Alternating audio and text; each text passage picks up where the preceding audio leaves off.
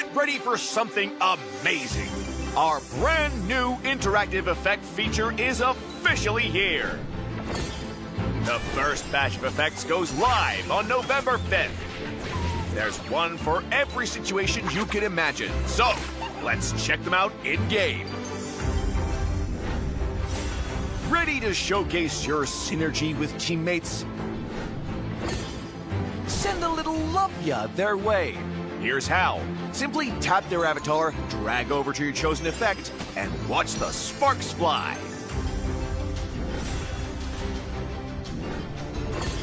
In the Hero Select phase, show some appreciation with a like for teammates who take on crucial roles.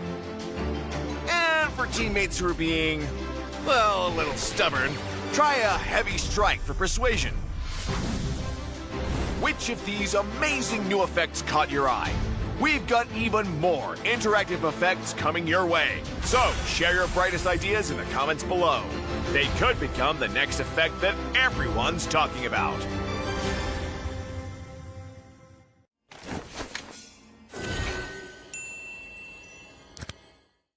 Hey, Mobile Legends fans!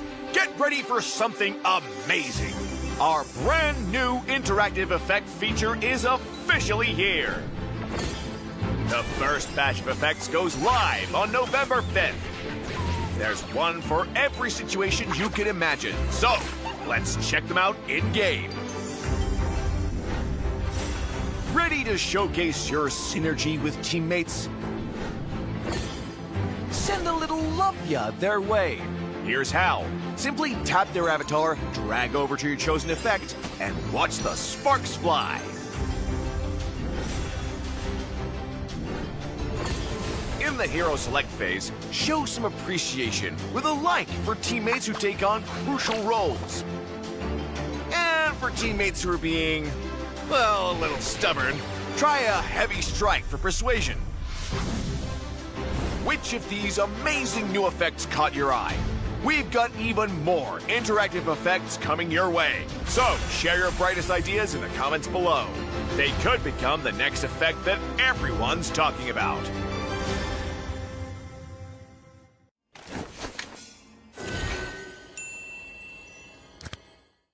Hey, Mobile Legends fans! Get ready for something amazing!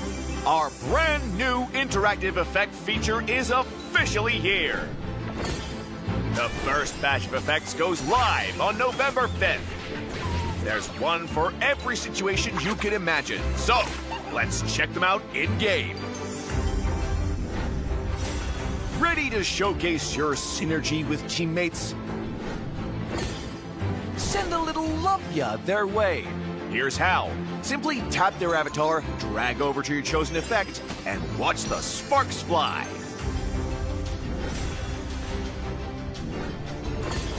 In the Hero Select phase, show some appreciation with a like for teammates who take on crucial roles. And for teammates who are being, well, a little stubborn, try a heavy strike for persuasion. Which of these amazing new effects caught your eye? We've got even more interactive effects coming your way. So, share your brightest ideas in the comments below. They could become the next effect that everyone's talking about.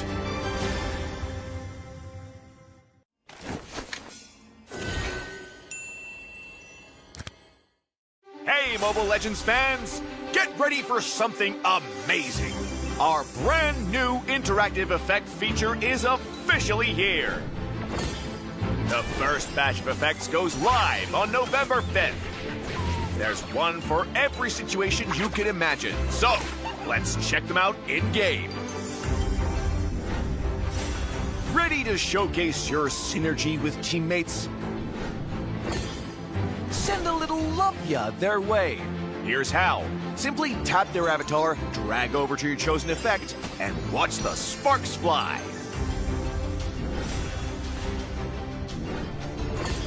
In the Hero Select phase, show some appreciation with a like for teammates who take on crucial roles.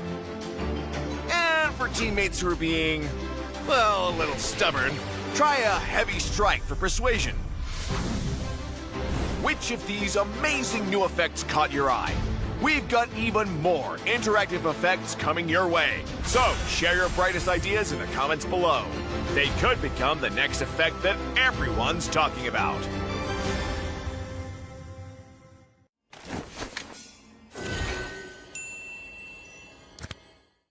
Hey, Mobile Legends fans! Get ready for something amazing! Our brand new interactive effect feature is officially here! The first batch of effects goes live on November 5th. There's one for every situation you can imagine, so let's check them out in-game. Ready to showcase your synergy with teammates? Send a little love ya their way. Here's how. Simply tap their avatar, drag over to your chosen effect, and watch the sparks fly.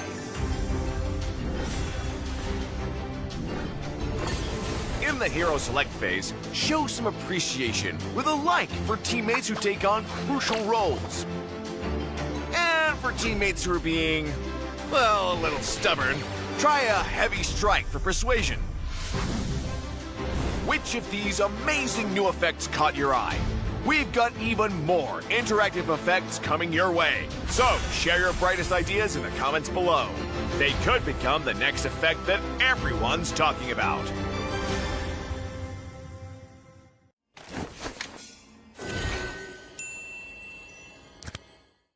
Hey, Mobile Legends fans! Get ready for something amazing! Our brand new interactive effect feature is officially here! The first... That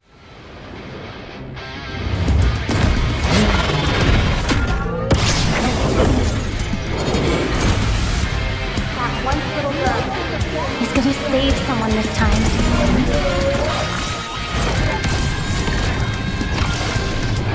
For him, I will be the beacon through these turbulent seas.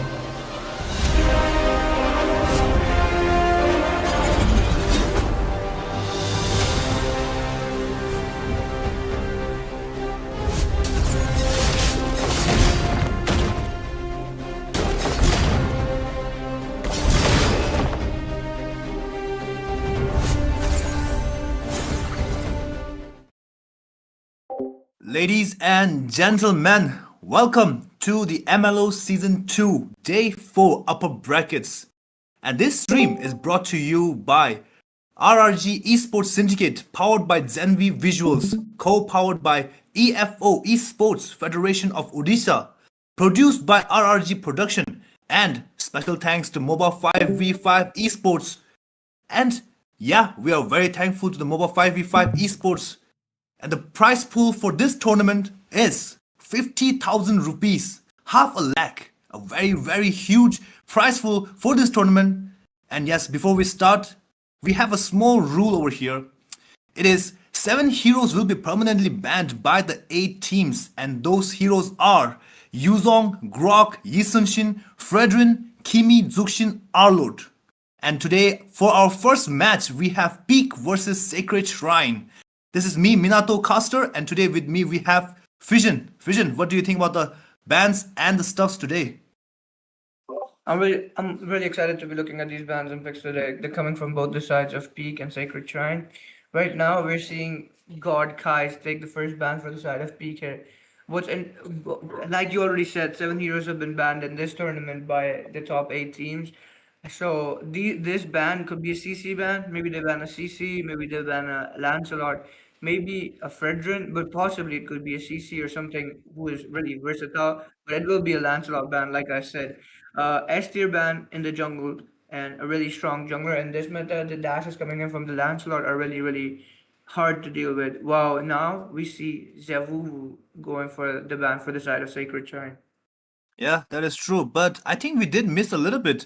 For this first ban, we did not have a ban. We do not have a ban coming off from the side of Sacred Shrine. Bit did not ban. Could it potentially be a big brain telling them we do not care about one ban? Or I don't know what it could be, but they did not ban for the first one. What do you think, Vision? By the way, we see a Boxer ban coming in from the side of Zevuvu. But yeah, the first ban not being there from the side of Bid, maybe it might have been a MS issue, maybe some miscommunication, maybe they couldn't decide on who to ban. Or maybe, like you said, a big brain play. Maybe they just wanted to leave a hero unbanned so that one of the commonly banned heroes could not be banned and they could pick him up. But we'll have to find out what it was. Maybe this might cost them the game, or maybe it doesn't. But right now, Nucleus going for the ban for the side of Peak here. We still, by the way, we have only seen the 2 junglers banned. 2 S tier junglers, Baxter and Lancelot banned. Now, Nucleus is banning the Kalea. Kalea, already know what the Kalea can do. This mermaid is a menace in the Land of Dawn. The slams coming from the Kalea are really, really crucial for the team fights, and he can change the team fight. But while the side of Sacred Shrine, Van Satoro, he bans Grok. Grok, these walls from a Grok, nah, way too menacing, and the wild charges, the tectonic charges are really crazy to deal with from a Grok. So, what do you think about these bans so far, Minato? And who do you think the first pick will be? Yeah, the Grok is a very menacing hero in the Land of Dawn. The walls, if it is a broken wall map, then it could be he could be fixing those walls up with his own walls. But right now, the Grok is banned. It is a very menacing hero, and now the next ban will be coming up from the CC. And for your question, I do not know who they will pick first. Maybe it could be Hayabusa or Xborg, could be potentially very good for those back lanes. But no, we do not have a ban coming out from the side of Peak as well. Both sides did not ban a single hero. I mean, a one hero. They did not ban them. What do you think? They just did a Uno reverse. We saw Bid now banning a hero, and we were puzzled. Me and Minato, we were like, wait, what's going on? There's no ban. But it looks like CC matched the energy. He's like, let me match this energy right now, and let me not ban anyone. Because right now, this is a Uno reverse. There's like 2 heroes that could have been banned that are probably left open. The CC is still open. Art on the Esmeralda. Will he be able to dance around the map with ease? Or will the side of Peak have a solution for this Esmeralda right now?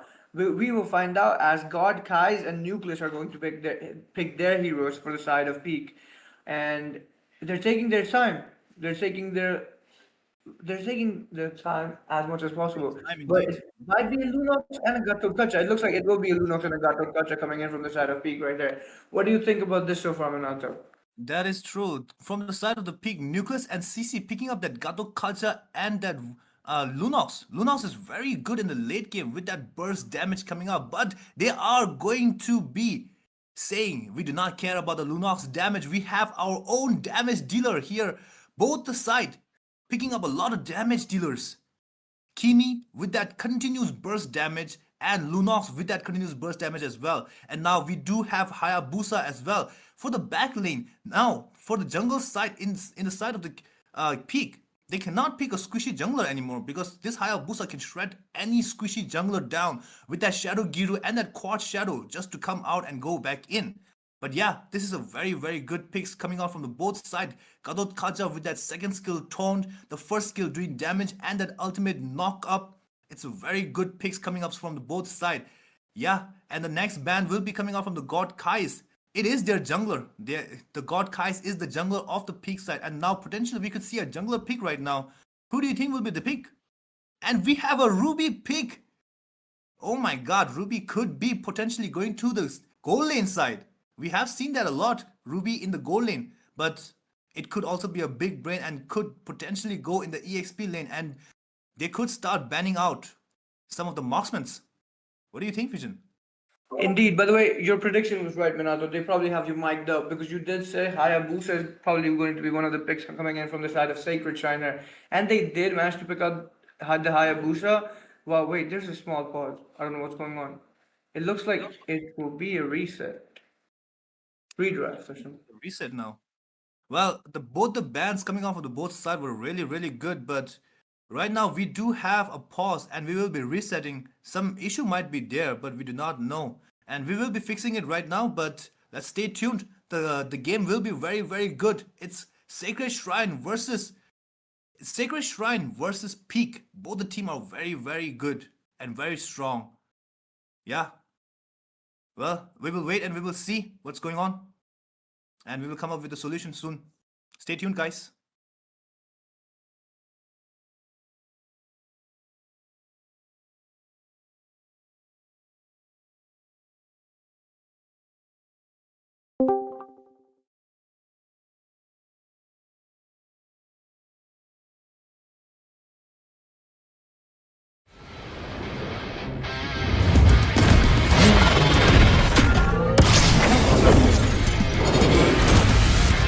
That one little girl is gonna save someone this time.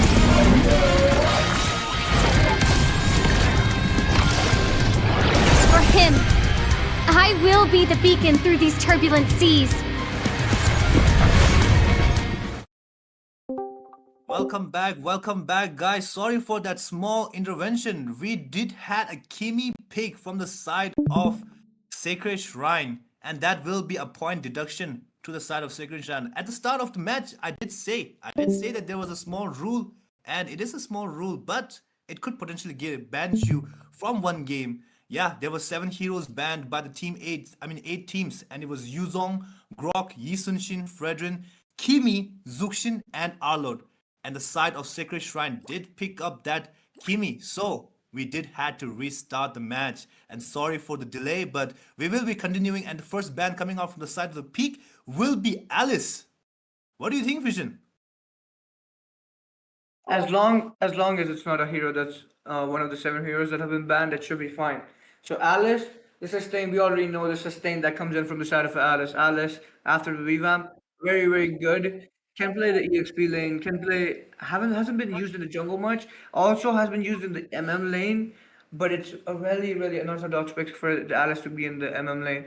Wow, we see Sacred Shrine banning out the Esmeralda. This time they won't be picking the Esmeralda up. Instead, they'll be banning it. So maybe we get to see something else. But this time the bans have taken place. Last time we saw the side of Sacred Shrine not take their first ban, but this time they finally woken up. They have they have taken their first ban for finally. And Nucleus right now going for the second ban from the side of Peak. Who will he be banning? There's still CC open. We didn't see a CC ban, by the way, last time. As it stood, there was no CC ban. I was hoping there might be a CC pick, but maybe we get to see it this time, but I guess not yet because it will be a Baxia ban coming in from the side of Peak right now. Yeah, that is true. We have an Alice band, Baksha band, and a Esmeralda band. All three of them very, very sustainable band. I mean, sustainable heroes. Alice with that ultimate, giving her a lot of spell vamps, and we do have a Harriet band as well. Harriet is a very, very strong character in the gold lane. He can literally dominate most of the gold laners, and it is a very, very strong character. But yeah, we do see Esmeralda ban coming off on the side of Sacred Shrine, banning out their first hero, and they did ban. Yeah, as Vision said, they did ban this time. They have woken up. Yeah, they did made a blunder in the previous one, in the previous draft pick. So now they have woken up, and the next ban will be coming off from the side of the peak CC. I do think it will be a CC ban, but I'm not sure. CC is a very strong character. In the gold lane, in the EXP lane, and it will be a Kalia ban, the Little Mermaid. Oh my God, the Kalia ban. Yeah, it's a Kalia ban again. We did see in the previous draft pick as well, the Kalia ban coming off on the side of the peak, and now we have Wan Satoru banning out the next character. What do you think about the bans so far, Vision? The Kalea being banned out, like you said, the Little Mermaid. The Little Mermaid is basically getting a lot of hatred at this point. Every time she's banned out, but we know the exact reasons why she's banned. The way she turns the tides in the battlefield in this land of dawn, really hard to deal with. The slams coming in, the tsunami slams from the Kalea are one, if not one of the most disruptive gameplay moments. Right now, Van Saturo going for the ban. Hopefully, they don't miss out on this ban because last time we saw there was a third ban missed, but it was from the side of Peak CC. Right now, it will be a Gato Kacha ban though. Gato Kacha banned out here. Wow, God Kai's for the side of Peak taking the first pick. Lancelot was not banned this time. So God Kai's, will be picking up the Lancelot. We all know what a Lancelot can do. We all know what a Lancelot does, what the Lancelot wants at this point. S tier jungler getting picked up by God Kai's. He's really comfortable on that Lancelot, by the way. While Romcom picking up the Uranus. Uranus, we saw what the Uranus can do yesterday. We saw he was high performing. It was me and Minato casting the game. It was a Baputera on that Uranus. And hopefully Romcom does recreate it. We get to see round 2 of a Uranus play. He has this sprint skill, by the way. What do you think about this, Minato? I do think Uranus will be a very dangerous for the side of. Oh, we do have a CC pick right now. As Vision was mentioning earlier, CC will be picked. She is not banned. But yeah, we do have a Uranus and a CC pick as well. Uranus being a very menacing character. And yeah, as Vision mentioned, in the previous game, I mean in yesterday's game, we did see Babu Terao on that Uranus being so menacing to the side, to the enemy side, and he was literally just taking down the jungler. He's forgetting that he's a roamer. I mean, he is a roamer main. The Uranus is a roamer main, but doing a lot of damage, sustaining everything, and taking down the jungler as well. Will we be seeing this time around? I'm not sure, but we do have the spell of a sprint on the Uranus. The sprint Uranus, I have never seen that before, but we will see what happens, what he can do. He might prove us wrong with that spell, but oh, and we do have Nucleus and CC picking up this Lunox as well as the Hilda. The Hilda very menacing in the early game, and Lunox very, very dangerous in the late game as well. Hayabusa will be picked up by one Satoru from the side of Sacred Shrine. These picks are very OP, both doing a lot of damage in the early game as well as in the late game as well. And mid game as well. Hayabusa doing a lot of damage in the late game, and Lancelot doing a lot of damage into mid game and the late game as well with those dashes. And this Hilda will be very menacing for Hayabusa, the early game invasion and everything. What do you think about all these picks till far, Vision? CC, like you said, on the Hilda, there will be a lot of early game invades coming in. We all know what a Hilda does. Whenever there's a Hilda and a Khalid pick, we have all seen what these two roamers do. It's being a menace to the assassin jungler. And right now, Ran Saturo, like last time, he was picking up the Hayabusa. Same again this time. He'll be in a lot of trouble early game, probably getting invaded. But Art, when the curtain calls, might be there to save the day. He is there, but will Art be on the goal lane? Because there is a Uranus there. Uranus usually is on the EXP lane. Never seen a Uranus roam in, I don't know, like years or like seasons. But we all know CC is really flexible in this meta. CC can go in the EXP lane as well as the MM lane. But we see a Lapu Lapu band coming in from the side of Sacred Shrine and a Ruby band. Ruby was picked up by Skyzen in the first game, which clearly Peak won because of the Kimmy pick from the side of Sacred Shrine. While Eve and Xavier banned by the side of Peak here. But Bid right now taking the pick for the side of Sacred Shrine here. Will he be picking up this Faramis? He is hovering over the Faramis. He still has 40 seconds on the clock. Maybe he bamboozles us. Maybe he's trying to troll us right now. Maybe he's like he wants to give some sort of hope to the chat and to us casters because he's like, you know what, I'll just pick it. They'll think I'm going to be picking the Faramis up, but then I'll change it last second. Oh, Nana. Okay, this guy knows something. This guy knows something. Like this, not if he picks Nana, okay, he does not pick Nana. He swaps Zavu for the Angela instead. Yeah, that is true. He was hovering over that Faramis and the Nana. He was trying to bait us as well. It is pretty strong. But yeah, look at the side of the Sacred Shrine. They did ban two of the characters, two of the mages, who does a mobility stop. They immobilizes the heroes, and they do not want that for the Lancelot. The Lancelot does not want that immobilization coming out from the side of Peak. So I mean, sorry, the Peak banning out that immobilization, and the Sacred Shrine could potentially pick up those. So they did ban them out. And now we do see a Granger getting hovered over as well. Granger or Export. I'm not sure who are they going to pick, but yeah, there is 5 seconds left for the side of Peak to pick right now, and it is going to be the last minute pick, and it is going to be Export and Hylos. Look at the side of the Peak. They are very tanky actually. They are very, very tanky, even in the goal lane as well as the side lane. I'm not sure if this Hilda will be going to the roam now. This Hilda could potentially be in the EXP lane, and it could be very much more menacing for the side of the Sacred Shrine, because this Hilda could literally just clear her lane and then go towards the Hayabusa as fast as she can with that first skill dash. I mean, the first skill, increasing her dashes, increasing her sprints, and yeah, for the side of the Sacred Shrine, we do see an Angela getting picked up. Angela is a very menacing hero nowadays with that 20-second cooldown on her ultimate, and she can literally just ult Uranus again and again, and this Uranus will be more menacing with that sprint, and he can literally just run away wherever he wants. And for the last pick coming off of the side of Sacred Shrine will be Valentina.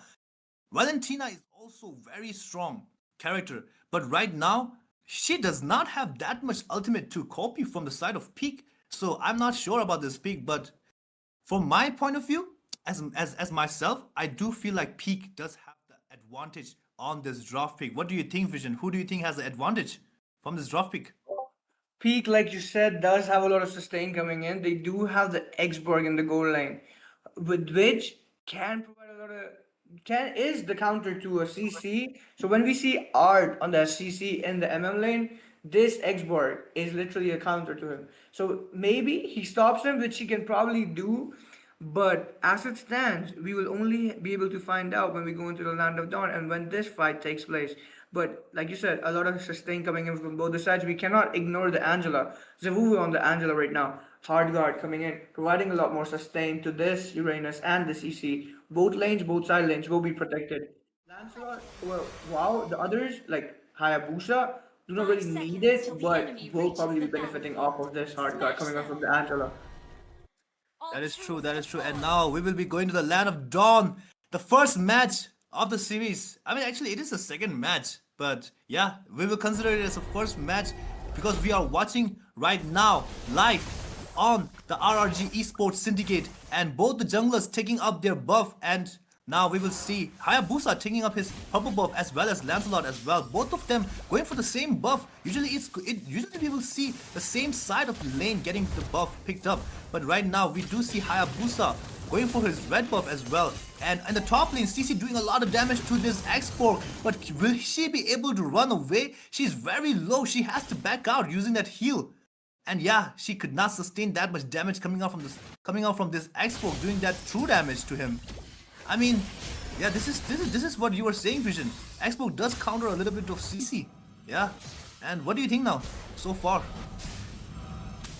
Xborg does counter the CC. He's doing a lot of damage to the CC right now. While Vansaturu and God Kai's, they're duking it out. They were duking it out. Vansaturu wanted this green creep from the side of from the side of Peak. But right now, Rom-Com and Ricky going at it. This won't be a rom-com the way they've been finding it out.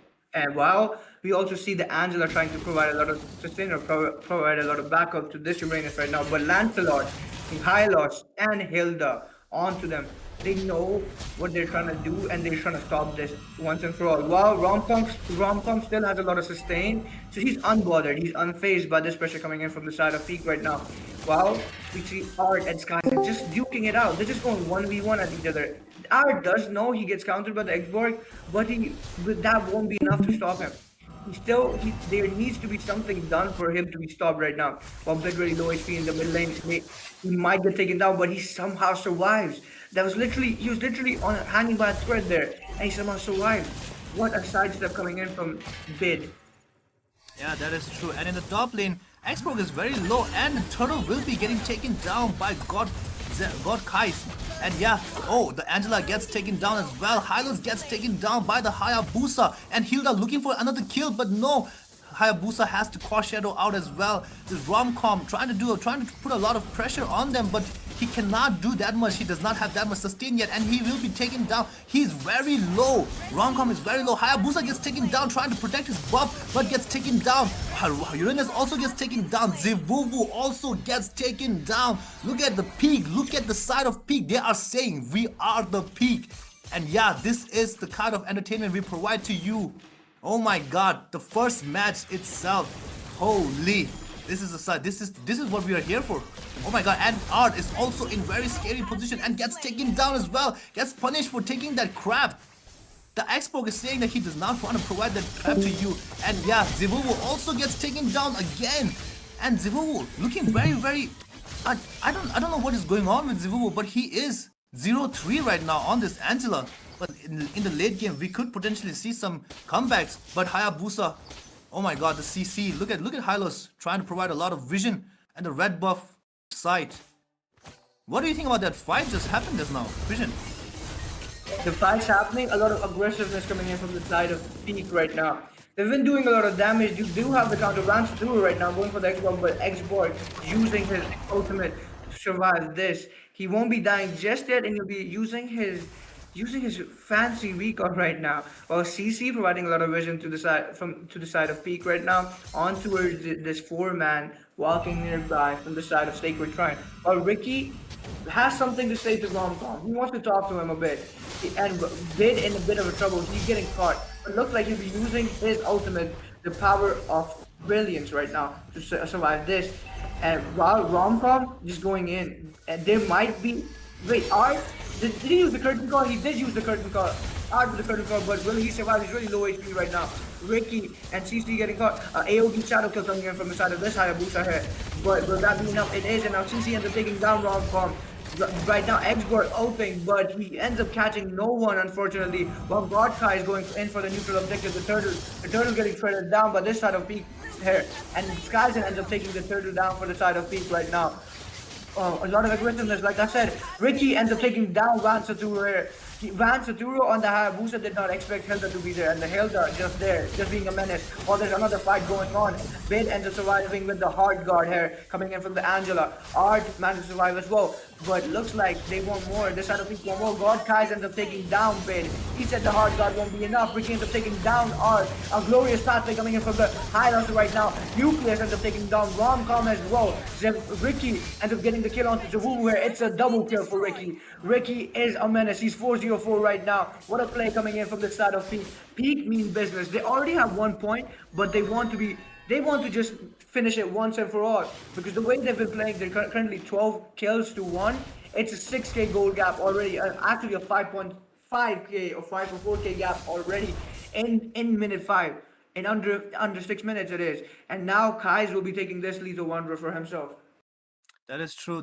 These fights are very scary for the side of the Sacred Shrine. They could potentially lose this game. They could lose this tournament right now because of this fights that are happening. They should just back off and they should just start farming up. But yeah, Angela gets taken down again. 0-5-1 on this Angela. Hayabusa tries to go in and put a lot of damage on the Ricky, but he cannot do that much damage. He does not have that build. But in the bot lane, Lancelot takes down this turret, bot lane turret, and look at Uranus gets shredding.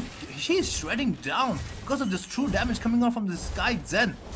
My god, the Sky Zen is providing a lot of damage on this Uranus. They have all the counter heroes for the side of the peak, and oh my god, Sky Zen gets taken down as well. Sky Zen gets taken down. The second kill from the side of Sacred Shrine. My god, these games. And Hilda and this Lunox. Actually, this Lunox is also on the 506. She's doing really good, doing that lot of damage in the late. I mean, it's not even a late game, but it's still she's doing a lot of damage. And yeah, Angela gets taken down again. Art gets taken down again. Art on 0-3-0. Hayabusa tries to retry gap him, but could not do anything. Double kill for the Hilda as well. Ricky doing a lot of damage as an XP laner as well. She's saying that I am the better XP laner. Look at me, I can literally just go in and you cannot do anything to me. Bring out Angela, bring out whoever you want, bring out the Uranus. I will do the damage to everyone. I am the front laner right now. And Lunox gets taken down. Uranus also gets taken down as well. God Kai's on this Lancelot. Very scary. This God Kai's Lancelot and gets taken down as well. Valentine, I mean, he gets taken down and CC gets taken down as well. This X-Poke doing a lot of damage to the side of the Sacred Shrine. That fight was very messy, but still, I mean, what do you think, Vision? An insane last insanity coming in from the side of Xbox here. Skyzen, he's currently 2-1-3. He knows what he's doing. Ricky ends up taking down Van Saturo, by the way, in the off camera. And Art currently 0-4-1. Art not having the best of days right now because he is directly countered by the Xbox. Like I said, he's the Xbox is already 2-1-3. Bid with the IMU onto the Xbox as well. Bid currently, he does have the last insanity that the Xbox has. So maybe he'll be proccing it. Will that won't be enough? Because as it stands, Art trying to farm as much as possible. He's currently level 8 while Skyzen on the Xbox, he's level 10. He has the 2 level gap on over him. And right now, Art providing a lot of damage to Skyzen. But will that be enough? A hard guard coming in from the Angela here. Ricky ends up taking down Art regardless of the hard guard. A last insanity coming in from this Valentina here. But will that be enough? Zevuvu ends up taking down Nucleus. Skyzen immortality progged up, and Skyzen is back. Skyzen is back in the battlefield, but Bid right now in a lot of trouble. Another hard guard coming in from this Angela, but last insanity coming in from this Xbox, and a glorious pathway as well for the Hylos. Hylos ends up taking down the Valentina. Ricky with a slam coming on to the Zevuvu here. The power of wilderness is literally here. He does have the power of wilderness on his side, on their Zelda. While Rom-Com, right now the only one surviving, God Kai's ends up taking down Van Saturo. What a phantom execution coming in from him. Right now, the neutral objective, the Lord, getting bursted down by Ricky. God Kai's there to save the day. He will be taking it down himself. He does not even need his teammates as it stands. He's just on there. He's just doing the damage, he's poking it, he's bursting it down. Van Saturo 1-5-0, not having the best of games. 0-5-2. This will be a game for Art to forget as well. While Zevuvu 1-7-4, highest deaths in this game so far, and in a lot of trouble so far. A lot of hard guards coming in from the side of Angela, but they have not been able to do much. As the side of Peak, they are literally on their peak. They're literally on the peak. They're just about to climb it. That is true. A lot of hard guards coming out, but it's not enough for them. It is not enough for them. The Sacred Shrine, they have to do something else. They have to think about something else. And they will be camping over there. Art going in, doing a lot of damage, but 2 people are stuck there, but not enough damage coming on the side of the Sacred Shrine. And Expo just going in like that, takes down Zevuvu once again. God Kai's looking for another kill, but he did miss his first kill, so he cannot dash out. And 2 deaths from the side of the peak and 1 death from the side of Sacred Shrine. But no, they just takes down Hylos over here, and yeah, it's a 3-4-1. That was a good fight for the side of Sacred Shrine. It could potentially tilt the game, but they do have a lot of gold gap still. It's a 6k gold gap right now, and Ricky actually, look at this guy. This guy is literally a menace. I thought the Uranus would be a menace, but this Ricky guy, my god, he is saying that bring out everything. I will literally tank for my whole teammates. I do not need this Hylos. I am the tank for the side of Peak. Look at him. His HP is not draining down at all. And now the God Kai is taking up his blue buff right now. And there's a lot of time for the Lord. So I mean, we will see the fight coming late, but Hayabusa tries to go in and take down this Lunas, but Lunas can literally just dash out, and Lunas with a lot of damage doing on this Uranus, but Lunas is very low as well. God, I mean, this Uranus has to dash out. Uranus is very low, but look at the sustain. And Valentina using the ultimate, using the Xbox ultimate onto the enemy side, but no. And Lunas gets taken down. Lunas gets taken down as well. Hylos gets taken down as well. That team fight, the previous team fight, was a tilting match for them. Was a very, very match tilting fight for them. There was a lot of, I mean, there was a lot of bounty on the side of the peak, and yeah, they got all that bounty. And look at the Ricky. Ricky is now getting shredded down, but it's not enough damage. Still not enough damage. And my god, Sky Zen takes down the jungler, the Wen Satoru from the side of Sacred Shrine, and Art looking for the revenge. All these games from the start till now, Art was getting shredded down by this Expo, but Art is now saying, now I have that damage now, you cannot shred me down that easily anymore. And yeah, Art takes down Sky Zen. Well, what do you think? The load is coming up in 5 seconds. Art does end up taking down Skies in here. He was like, I've been getting pressured since the beginning. I do not have a kill. Let me get this kill finally. And he did manage to secure the kill on Skyzen. Right now, Zivu just prancing along the mid lane, just clearing the waves, just vibing here. It's just wild completely coming in from the Angela. God, Guys ends up securing the neutral objective for the side of Peak right now. While Art doing what he can do, Art trying to clear as many minion waves as possible and take down an inhibitor turret in the bot lane as well. But will that be enough to grant the victory for this side of Sacred Shrine, or will they be falling down and becoming prey to the hands of Peak to Peak here? Wow, we see another fight breaking down in the mid lane. It looks like Art will be in a lot of trouble. There's CC there, Lancelot there, and Godkai ends up taking down Art here, who was caught in between 3 man from Peak. But looks like there'll be another fight. Here, Hardguard coming in from the Angela here. Vance 2 ends up taking down Nucleus with the AOP Shadow Kill, while Romcom and Angela just aura farming it there. Because they're a 3 man. They did what Peak did to Art. They took their revenge, but they end up catching Nucleus instead. While Lancelot coming in, they're trying to take down Romcom here. Peak wants this. Peak is out for blood. God Kai ends up taking down Romcom. Romcom will be falling prey to the hands of Peak right now. While Bid trying to survive, but will that be enough? Bid taking a lot of damage. Bid with the IMU onto the Lancelot, and that will not be enough, but he'll be using it to escape here. Bid managed to survive. Zevuvu very low HP. While we also see Art coming back and Vance through here. Will they be able to defend against this large push coming in from the side of Peak, or will they be falling down? Right now, another hard guard coming onto the CC right now. Art in a bit of trouble. They end up taking down CC on the Hylon. And there was a glorious pathway coming in. Ricky ends up taking down Art as well. Godchild ends up getting the kill on Zevuvu here. Bid in a lot of trouble. He's getting poked down. He's getting bursted down by Ricky. Ricky means business. He's 11-0-9. We already see what he can do. He has been slaying right now. While Ramsatu is in a lot of trouble. Nucleus ends up taking down Ramsatu with the power of brilliance. Wow, Romcom as well. Romcom just trying to get this pressure off of his team, off of the side of Sacred Shrine here. And will that be enough? Barely with the IMU onto the Xbox. But there will be no lasting chance coming in from him, because he ends up getting taken down by Lancer.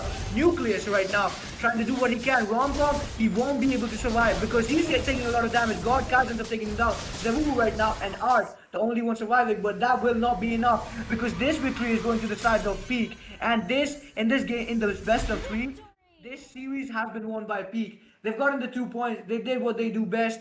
And 11-0-1, 11-0-11 by Ricky. What a game by this man. 13.2. He showed what he can do on the Helda. Not just early game in waves, not just tanking. He did it all.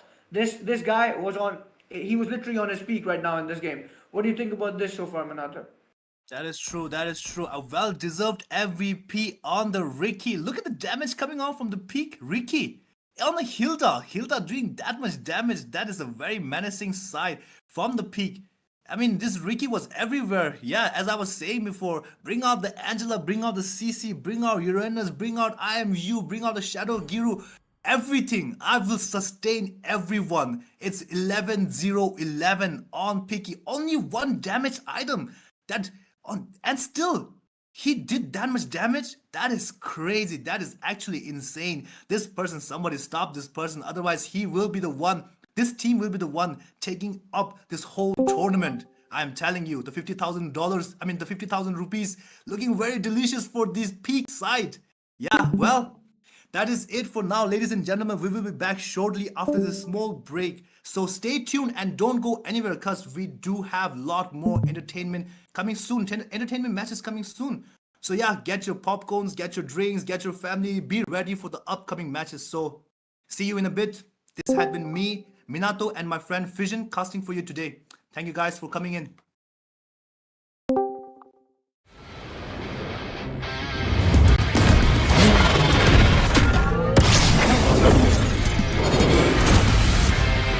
One little girl. He's gonna save someone this time.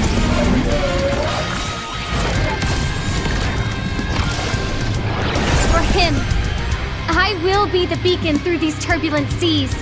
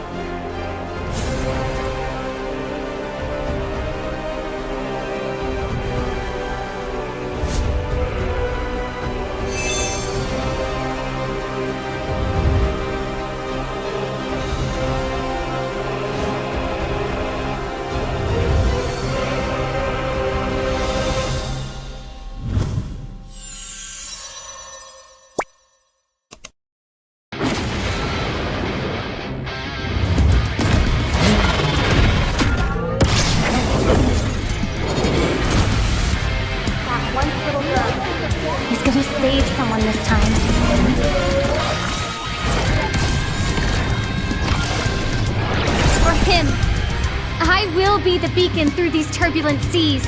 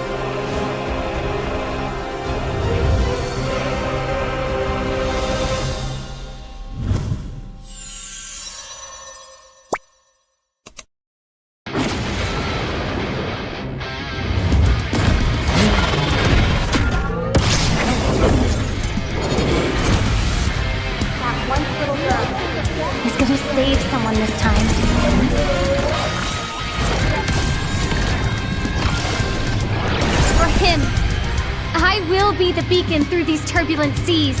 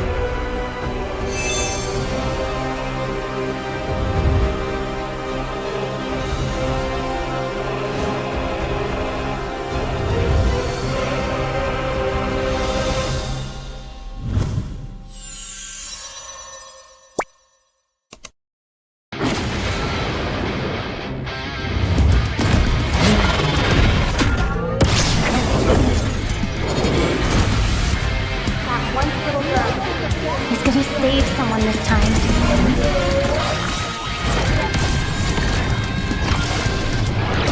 him, I will be the beacon through these turbulent seas.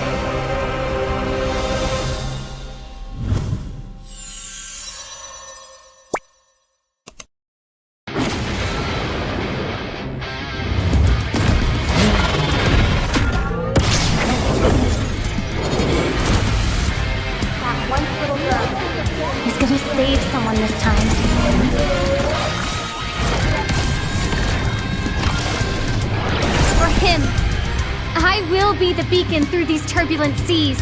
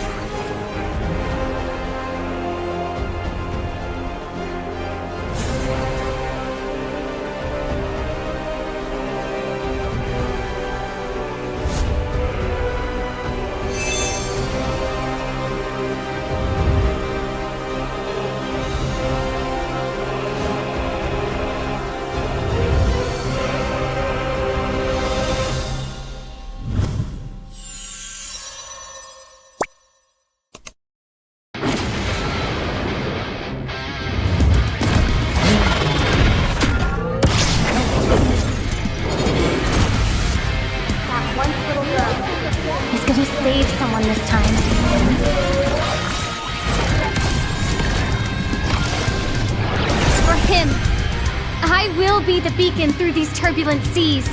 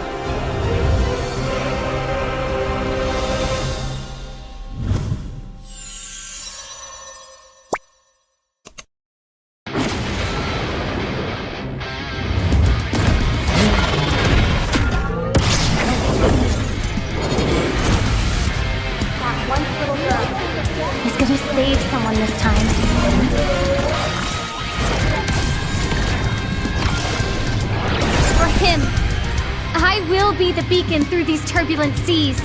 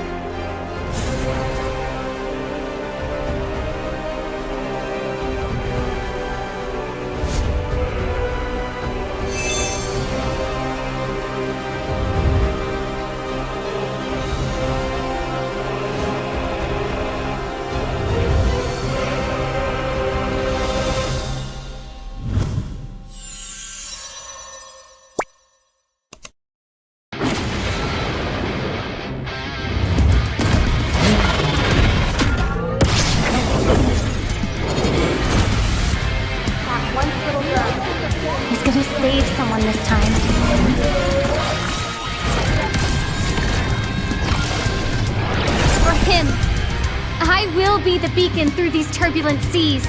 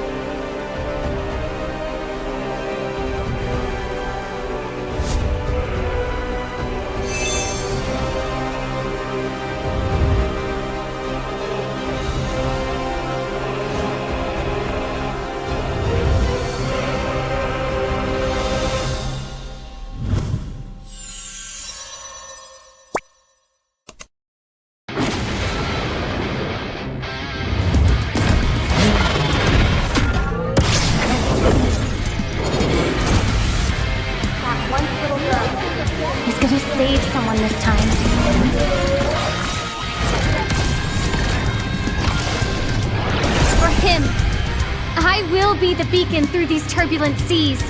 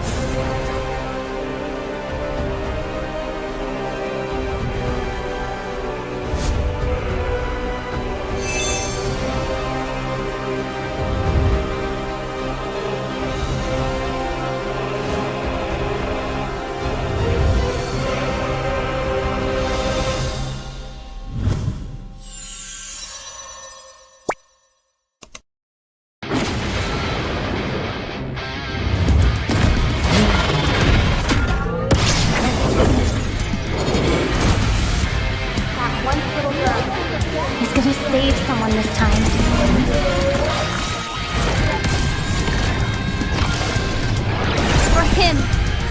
I will be the beacon through these turbulent seas.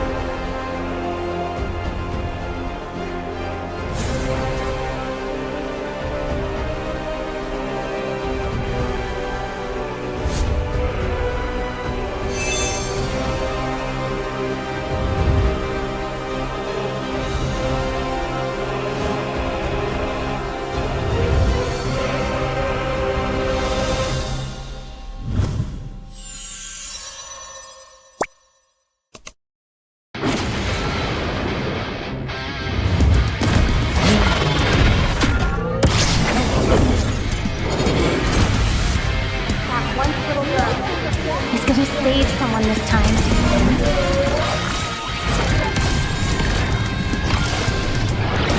him. I will be the beacon through these turbulent seas.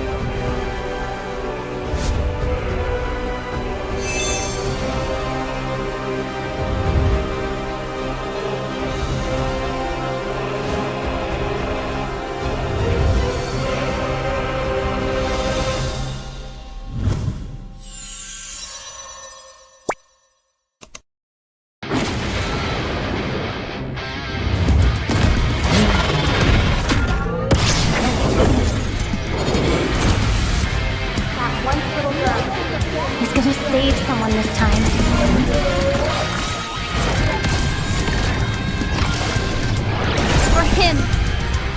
will be the beacon through these turbulent seas.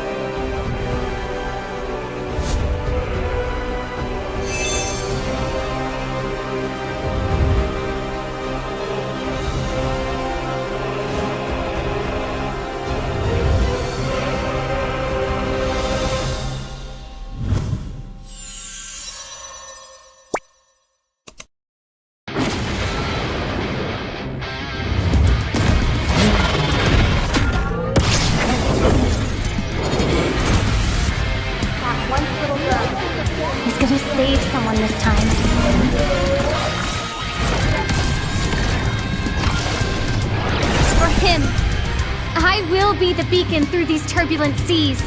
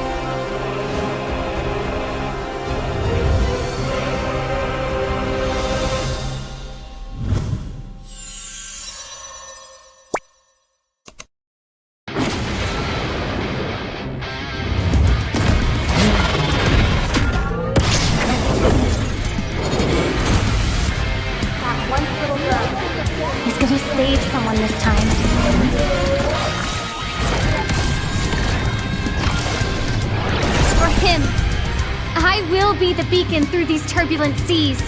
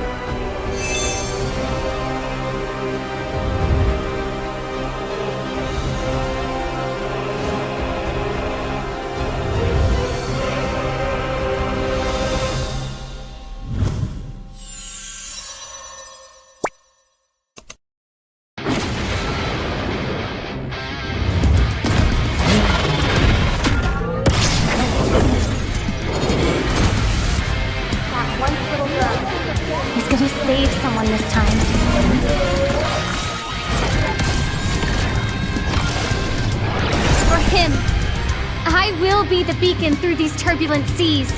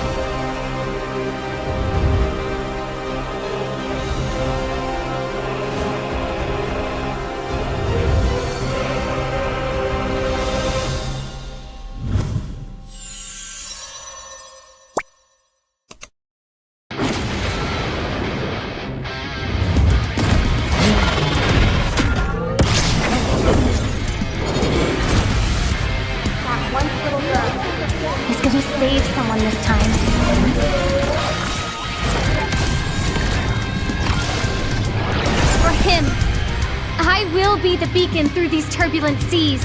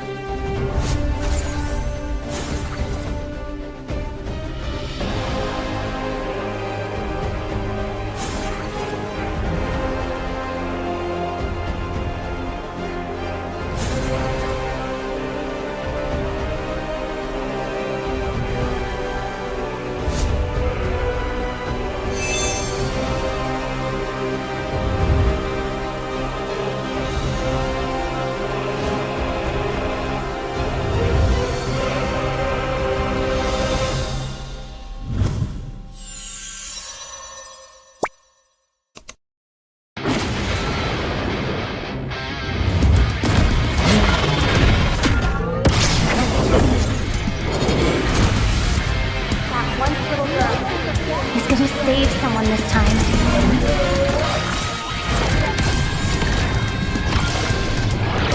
him, I will be the beacon through these turbulent seas.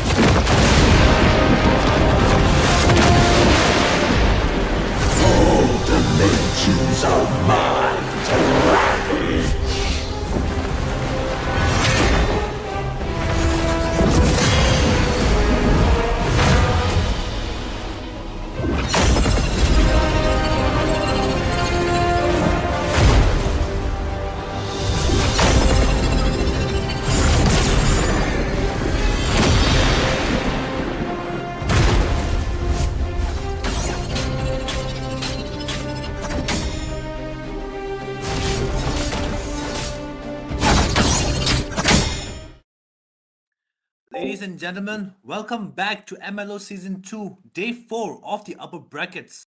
And this stream is brought to you by RRG Esports Syndicate, powered by Zenvy Visuals, co-powered by EFO, Esports Federation of Odisha, produced by RRG Production. And the prize pool for this tournament will be 50,000 rupees, half a lakh. It's a very, very huge amount of prize pool for the tournament, and we do have one single rule for this tournament, that will be 7 heroes permanently getting banned by the 8 teams, and those are Yuzong, Grok, Yisenshin, Fredrin, Kimi, Zuxin, and Arlod. And if you have a special hero among them, then we are very sorry, but they will be banned for this tournament forever. And the first game, we do have ABM versus Eternal Torments. And yeah, this is me, Minato, your caster, and today with me again we have Fission, my dear friend. How are you doing today, Fission? I'm really excited. I don't really have anything like to say much because we're watching currently SA Duo go head to head against Eternal Torment.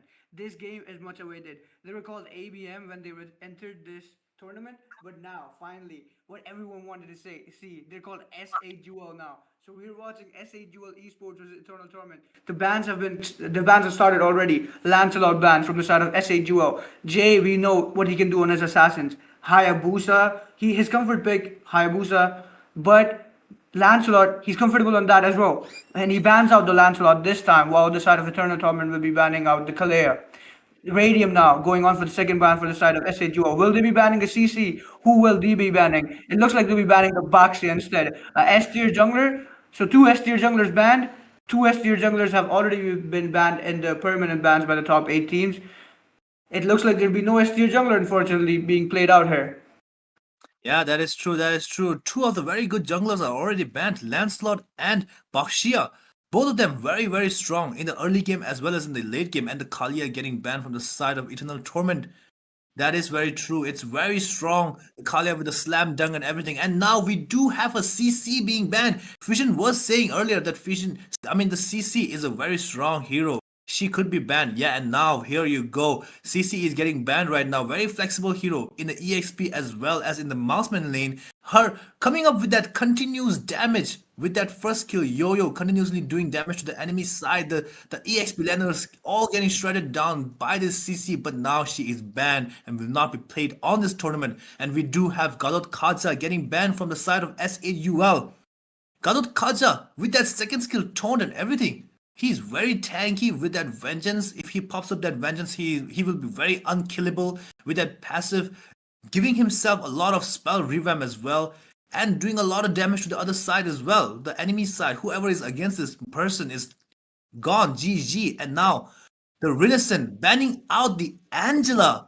Angela, as we have seen earlier, Angela and Alice combination is very strong, as well as with the Uranus as well and everything. Angela goes along with a lot of people, goes along with a lot of characters.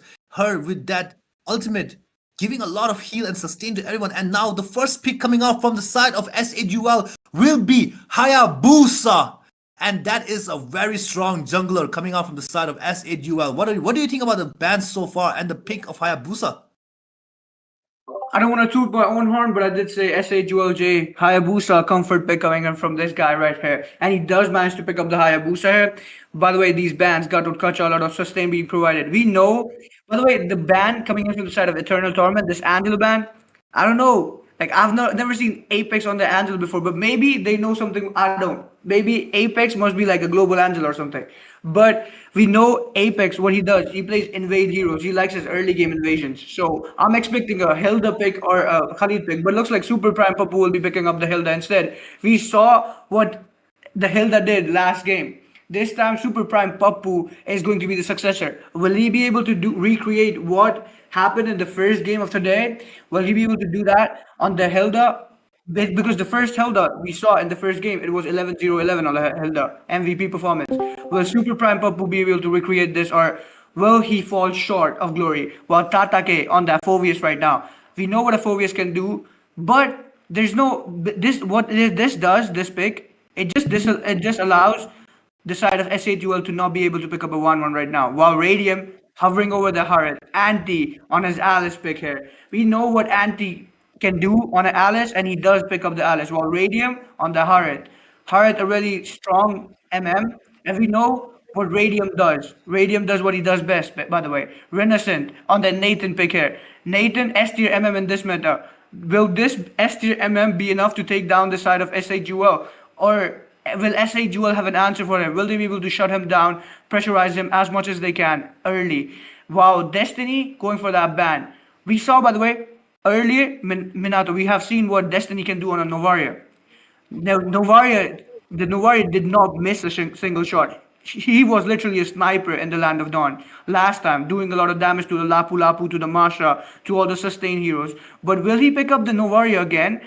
We don't know yet, but he does ban the Hylos, is what we know. So there will be no glorious pathways coming in here in this match, while Apex going for his ban. What do you think about it so far?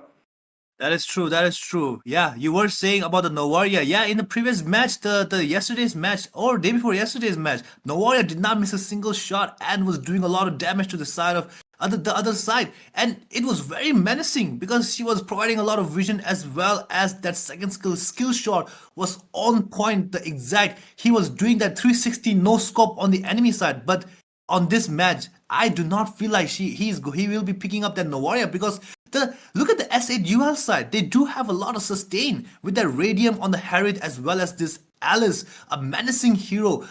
Her HP will not be shredded down, but Hayabusa as well. He can literally go in the backside and take down a Novaria who literally has to stay in the back. But this Hayabusa with the quad shadow could go back and take down the Novaria. So I do not feel like there will be a Novaria pick. But yeah, on the side of the Eternal Torment, we do see Tadake taking up this Fovius very strong in the at a level 4 in the turtle lane. The first turtle side will be very strong with this Fovius pick, and Nathan as well. Nathan very good marksman. As Fission was saying, it is a S tier marksman, is a gold laner. And now we do see an Eve as well as Hylos banning out from the side of Eternal Torment. Both very good mage as well as a tank. And now we are going to the pick side of the Destiny. What do you think will Destiny pick? There is Farsa still left. What do you think? Destiny is a mage player, by the way, so there's a lot of picks left. Maybe. Oh, I said it. I mean, Oh at this my point, god. I might be onto something. I might have them. I might have some information. I don't know, but it looks like Destiny will be picking up that Novaria yet again. We saw what Destiny did in yesterday. Destiny literal sniper, not missing a single shot on his Novaria. He was going ban for ban, M for M, like they say. He went shot for shot. He was doing a lot of damage to sustain heroes like Lapu. He was sniping them off the map. A lot of damage coming in from the Marsha. He was taking out the Marsha's second HP bar completely with one shot. He was a menace on that Novaria. And right now, he will look to pick it up again, but this time against the side of SHUO. While we see Asuna on his signature pick, that Kadita, going to be trying to snipe Renascent. We're going to take him down immediately. And maybe he does get a kill off on Destiny or anyone else. While Apex, like I said, he likes his early game invasions. He did not get his hands on this Hilda, but you know what he'll be getting his hands on? This Khalid. He'll be looking to invade Punny as much as he can. Punny and that Lucas, but Apex is an Apex Predator, and he's on his Khalid pick. The Raging Sandstorm coming from him will be really crucial for this side of SHUL to win this game. While Punny on the Lucas, it's currently the battle of Naruto's because we do have Kakashi on one side while we have Naruto on the other. So we'll see who wins. Will this win be going to the side of the sensei or the teacher right now or the student right now? That is true. That is true. For myself, I do feel like SAUL has the better draft pick, but let's see what happens in the game. Novaria does gets picked up. She did do a lot of damage in the previous game, but let's see how she does in this game. And yes, as Vision was saying, it is a battle between the Naruto characters, Kakashi Sensei versus his student, Naruto himself. And now we will be going to the Land of Dawn, the first match of the second game. We do have SHUL versus Eternal Torment. And now we see Naruto going for his blue buff as well as Kakashi also going for his blue buff as well. Both the Naruto characters looking very dashing. And now we see Kadida and Khalid in the mid lane. Khalid not really looking for an invade this time around. Khalid very strong early game character, but he is not looking for that invade, but doing a lot of damage to this Hilda. Hilda has to go back to the jungle, into the bush just to heal up for a little bit. And Khalid, just look at him. He's just riding that sand here and there, providing vision for everyone. And Novaria tries to do a lot of damage to this Kadida, but oh, the second skill does not get connected and the Little Wonder will be taken down by Lucas. And he just goes back to his red buff. And look at this Hayabusa. He's just not minding anything. He's just taking his buff. He's just like, I need to farm up and I need to farm up as well. No, I just don't need to go and do a lot of damage right now. I don't have that much damage, so I'm just gonna go and farm up to reach to that level 4 as soon as possible for that Shadow Giru. And now we see in the bot lane there's two people trying to gang up for this crab, and crab goes to the Harriet. Harriet picks up that crab. That's a good gold. My God, Vision. Exactly. Right now, by the way, we've seen the Warrior trying to clear up these waves coming in, while Apex and Asuna going to be clearing it with ease. Right now, Destiny hovering over, literally being a smooth criminal, going moonwalking and trying to check these bushes with her skill or his skill. While Jay going on for the kill, Aogi shadow kill coming on to Super Prime Papu here, and he ends up taking down the Hilda. While Anti in a bit of trouble, getting poked down by Destiny and Tatake here, but that won't be enough as Apex is there to help his friend Anti right now. While Puni coming in, it's a 3v2, but looks like Apex will be surviving this battle. He ends up retreating. And Anti is still providing a lot of damage coming here. He is still going up against Puni here right now. But looks like they'll be rolling it out. Anti goes away, though he retreats. He manages to survive right now. But the side of Eternal Torment, Destiny with the snipe shot coming in. He ends up taking down Anti. What a play coming by Destiny. I said it. This guy does not miss. He's a sniper. He's an American sniper or an Indian sniper here, and he does manage to end up sniping it. Asuna ends up taking out Rinison though. Tatake ends up getting a kill onto Jay. Puni ends up securing the turtle for this side of Eternal Torment right now. What a game going on. Both the sides looking really aggressive right now. Destiny doing what Destiny does best, while Renaissance going down to Asuna. I told you, that's what he does. He was going to go for the Nathan, and he does manage to snipe him immediately. That is true. That is true. Destiny does not miss. He is still playing that 360 no scope on this no warrior in the Mobile Legends in the Land of Dawn. I don't understand this guy. This guy does not miss at all. And yeah, in the bot lane we do see Harriet trying to take down this lane as soon as possible. Trying to look for the rotation right now, I guess. Yeah, he will be trying to go to the mid lane. No, he will actually stay down there, try to take down this crab. And there's two people on the side of the Eternal Torment trying to take down this crab, but I do feel like they're trying to bait out. Oh, Karida is still there, so they are trying to bait it out, but no. Yeah, the crab gets taken down and nobody gets harmed there. Nobody gets punished. Hilda try to provide vision for this Nathan. Nathan still, I do feel like he has an idea that Kadira is still there. Yeah, and Kadira is still there. Yeah, Nathan gets taken down by Harriet. Harriet takes down Nathan and Kadira. And I mean, this Hilda is looking in a very, very scary position, but Hilda has to back down. Khalid using his second skill just to heal up a little bit and trying to provide a lot of vision for the side of SHUL.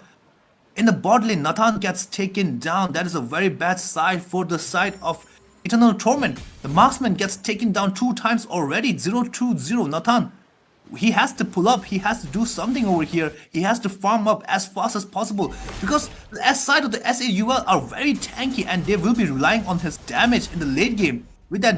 And as well as look at this Kakashi. He will be trying to do some damage on this Kadira. I mean this. Oh my god, Hilda gets down to almost full HP, but she survives with that tankiness. My god. Vision, what do you think about that messy fight just happened?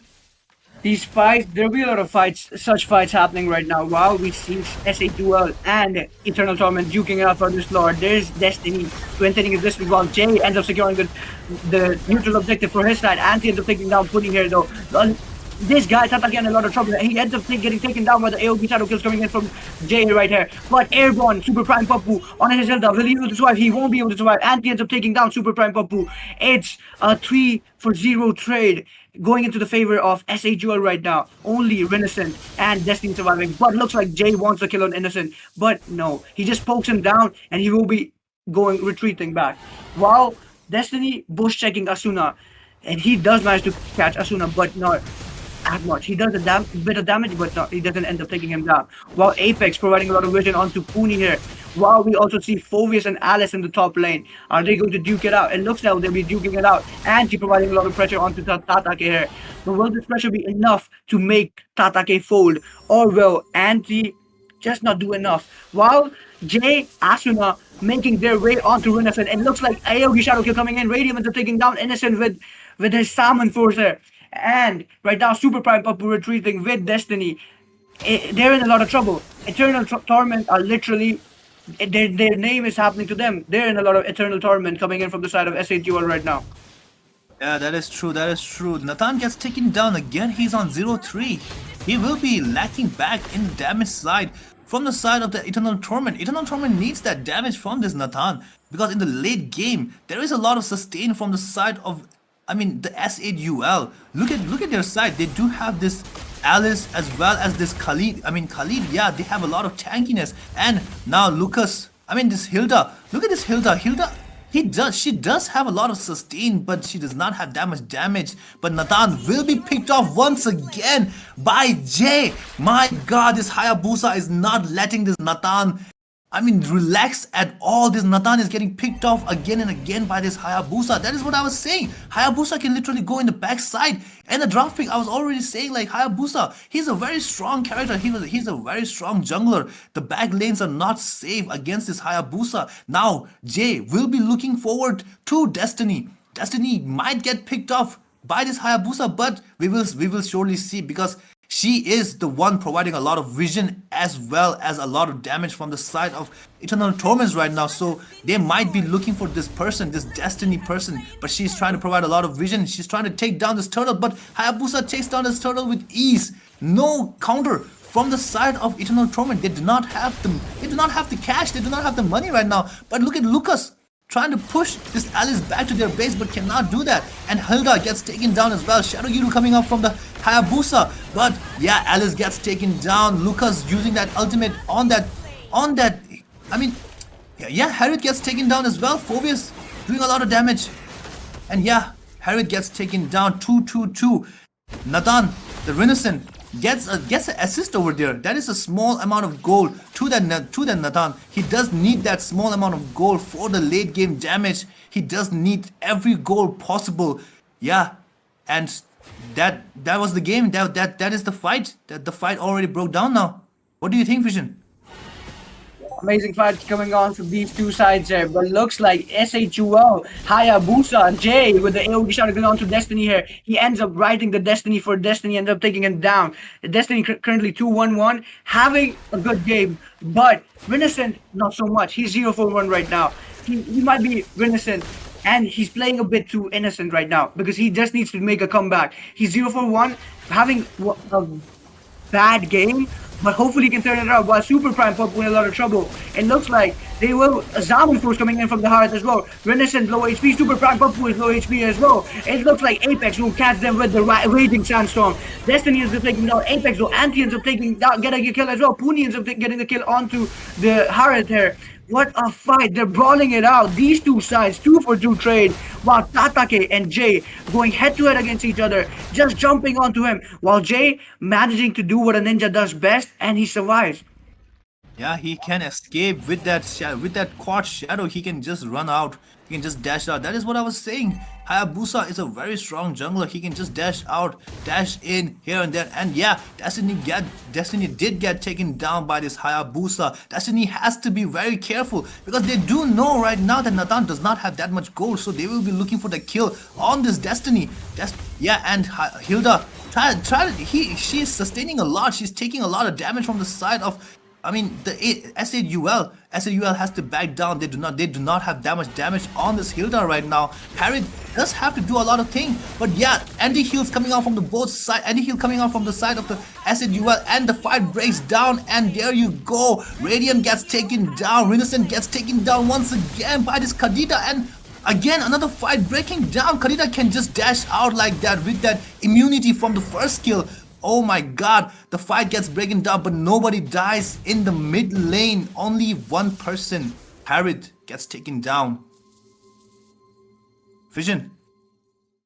Indeed, Harriet does end up getting taken down, but Renaissance and Destiny were also taken down to the side of Eternal Torment. Renaissance 062. He needs to wake up. He needs to lock in, like we say, because he's not having the best of games right now. He's 062. Wow. Anti and Apex trying to deal damage to this Phobius right here. Super Prime Papu hiding in this bush. Will he be able to get caught? He's doing some battle royale strats right here, the way he was hiding in that bush. But looks like Jay is onto him. Jay with the AoE Shadow coming onto Super Prime Papu here. He does a lot of damage to Super Prime Papu. Will they be able to manage to take Super Prime Papu down? Super Prime Papu coming in with the power of Wilderness. Puni ends up taking down Apex. Asuna with the kill onto the Hilda here. Puni with the kill onto Radium right now. What is going on? What a brawl between these two sides here. They're brawling it out. This is not MPL Indonesia, by the way. This is MLOS Season 2. We're watching some MPL Indonesia starts. Puni ends up taking down Anti right now. He did unleash the beast earlier.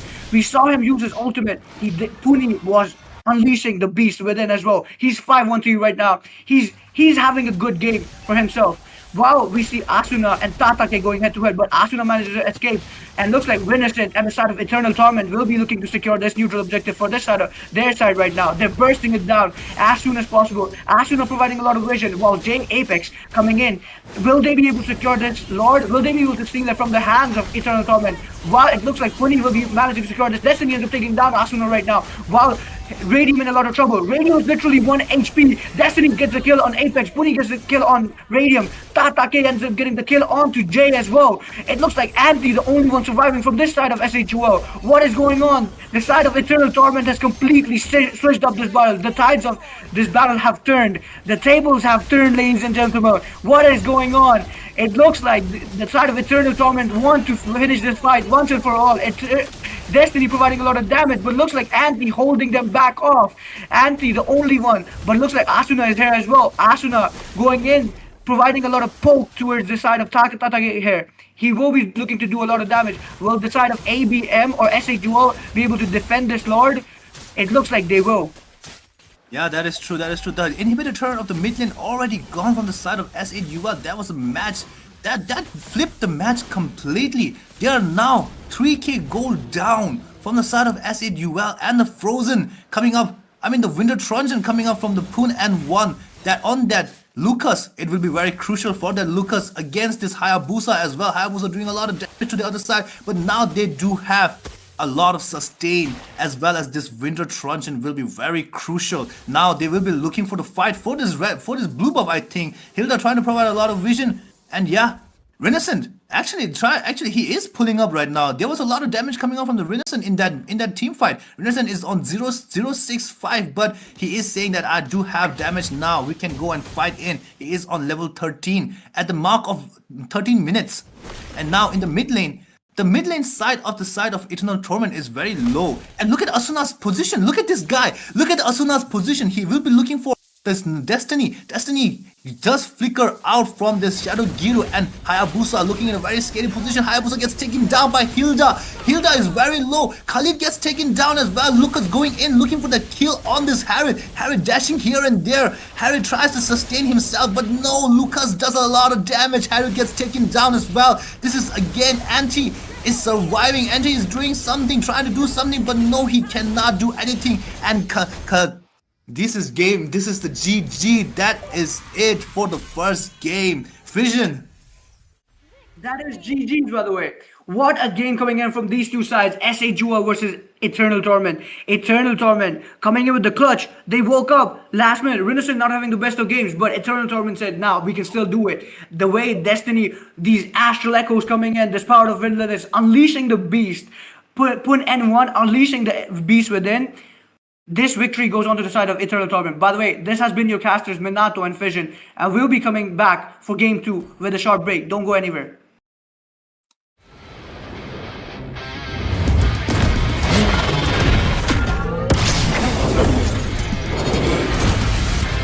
That one little girl is gonna save someone this time.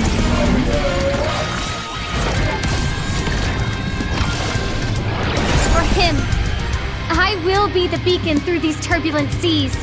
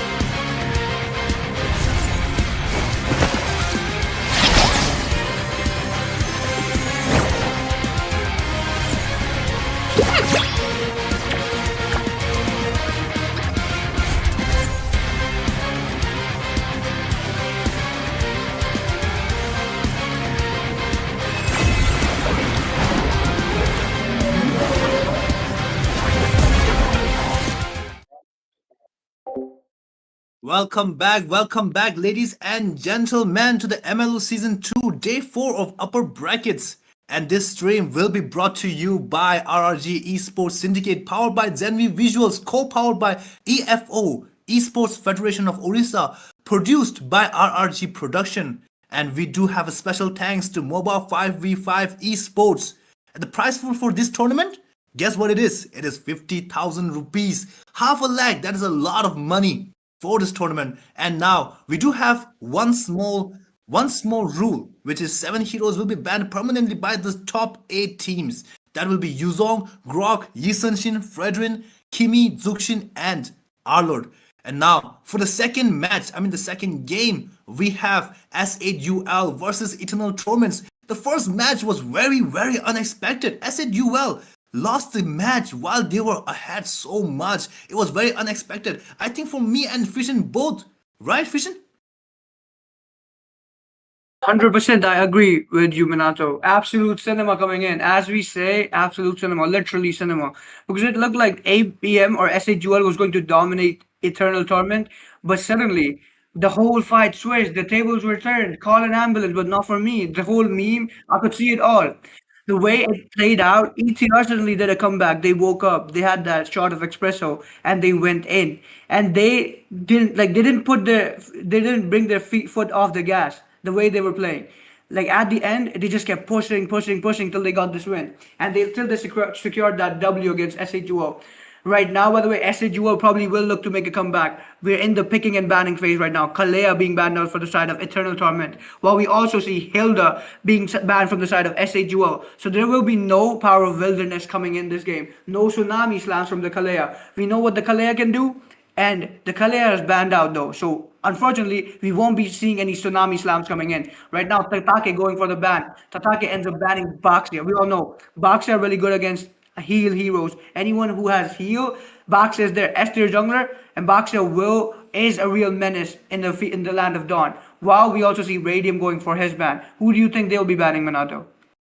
That is true. Baksha does do a lot of damage to the healing heroes. And right now, for your question, Radium, I feel like it could be an Alice ban or a CC ban. CC and Alice are still open. And in the previous match, we did see an Angela getting banned as well. So who might say, who might can think what will be banned? But now Radium will be banning out. And yeah, Kalia as well as this Hilda. Hilda getting banned is not something that we cannot expect, because in the previous match Hilda was providing a lot of vision.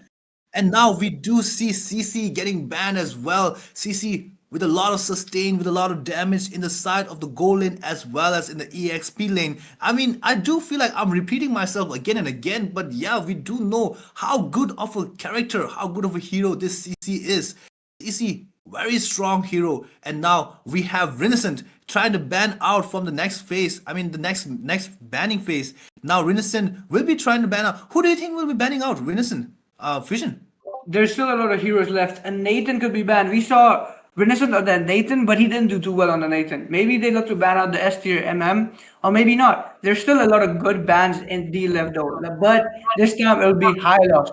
There'll be no glorious pathway coming in this game. While Anti going for his ban, maybe they ban out the Alice. There's a few good bans left here, and it could go anyway. They could take out the Angela. No hard guards in this game, but Anti right now taking his time, probably discussing it with his team on who to ban right now. There's still the Lancelot left open as well. S tier jungler, they could ban out the Lancelot as well. Or maybe Jay ends up picking up the Lancelot this time instead of the Hayabusa. But I guess we'll have to find out as the clock ticks. It's currently down to say 15 seconds right now. And they're taking the side of SHUL, taking their time with this ban, because they don't want to make the same mistakes as they did in game 1, and they'll look to win this time. Or Gato Kacha ban comes in from the side of SHUL right now. Well, Pun N1 or Punny going for his pick. Yeah, Pun N1. I do feel like there will be a Lancelot pick right now. Lancelot is still open, but no, there will be Angela pick coming out from the Destiny. Angela getting picked up. My god, this girl, Angela, with that 20-second cooldown on her ultimate, will be very crucial for the side of the Eternal Torment. Eternal Torment Yeah, I mean, in the previous match, they did ban out this Angela, but now they are going to pick it up. I do feel like there will be an Alice pick coming out from the side of Eternal Torment, but Saul, I mean, SAUL, they could potentially look for a banning. I mean, picking up the Alice for themselves, potentially. Alice could be very menacing. She is very, very hard to deal with. She is very, very strong against most of the characters, and she can, with that sustain, with that ultimate stop. But yeah, as it Jay picking up this Lancelot, very menacing character as well in damage with those dash, shing, shing, shing everywhere. And with that Lunox pick as well. Lunox doing a lot of damage in the late game with that burst damage of the magic damage. Burst damage magic is very hard to deal against. But now we do see Tadage picking up this Phoveus. Once again, we did see in the previous match, Phoveus was in the front lane, providing a lot of vision for the side of Eternal Torment. And yeah, Renison again picks up Nathan. I do feel like Renison is trying to prove a point here right now, because in the previous match he did not do that well with this Nathan, but right now he's trying to say that he will be doing a lot of damage this time around and he will not be lacking back. And now we do have a Lapu Lapu getting picked up. Lapu Lapu, very, very strong side laner. And what do you think about these picks, Vision? Amazing picks coming in from both the sides. Looks like Renaissance wants a round two on that Nathan. He did not properly utilize the entropy from a Nathan, but this time it's round two for him, and he'll be looking to utilize it as much as possible. While Tatake, the deity force coming in from the Phoveus. This, like I said, this means Tatake on the Phoveus just means there'll be no 1-1 or Joy picks. But there's already a Lancelot pick. We know how Phoveus can disrupt enemies, and he'll be looking to do that. Destiny on in the mid lane on the Angela, or will he be switching it up with Super Prime Papu later on? I guess we'll have to find out. But as it stands, there will be a hard guard coming in this game. While Pun N1 or Punny going for his ban, while the Novaria being a respect ban coming in from the side of SHUO. They don't want to see Destiny on this Novaria again. The Indian sniper coming in with the snipe shots, Astral Echoes coming in from the Novaria last time. While the Kufra being banned out, they're looking to ban out most roamers. There's literally 3 roamers banned from the side of Eternal Torment. They're looking to choke down Apex's hero pool, while Hilda and Gato Kacha also banned. A total of 5 roamers banned out. While Radium going for his ban right now. That is true. That is true. A lot of rumors are getting banned, and oh my God, we did see a Lucas getting banned as well. It is a very, very, very. I mean, I have never seen a Lucas getting banned in the tournament before, but yeah, Lucas will be getting banned out. I mean, in the previous match, we did see Pun and One doing a lot of damage with that Lucas, doing a lot of damage to that Harith in the back lane. He was securing a lot of turtles and everything, and yeah, he was doing a lot of damage with that Lucas. And now we do see a Harith ban coming out from the side of Eternal Torment.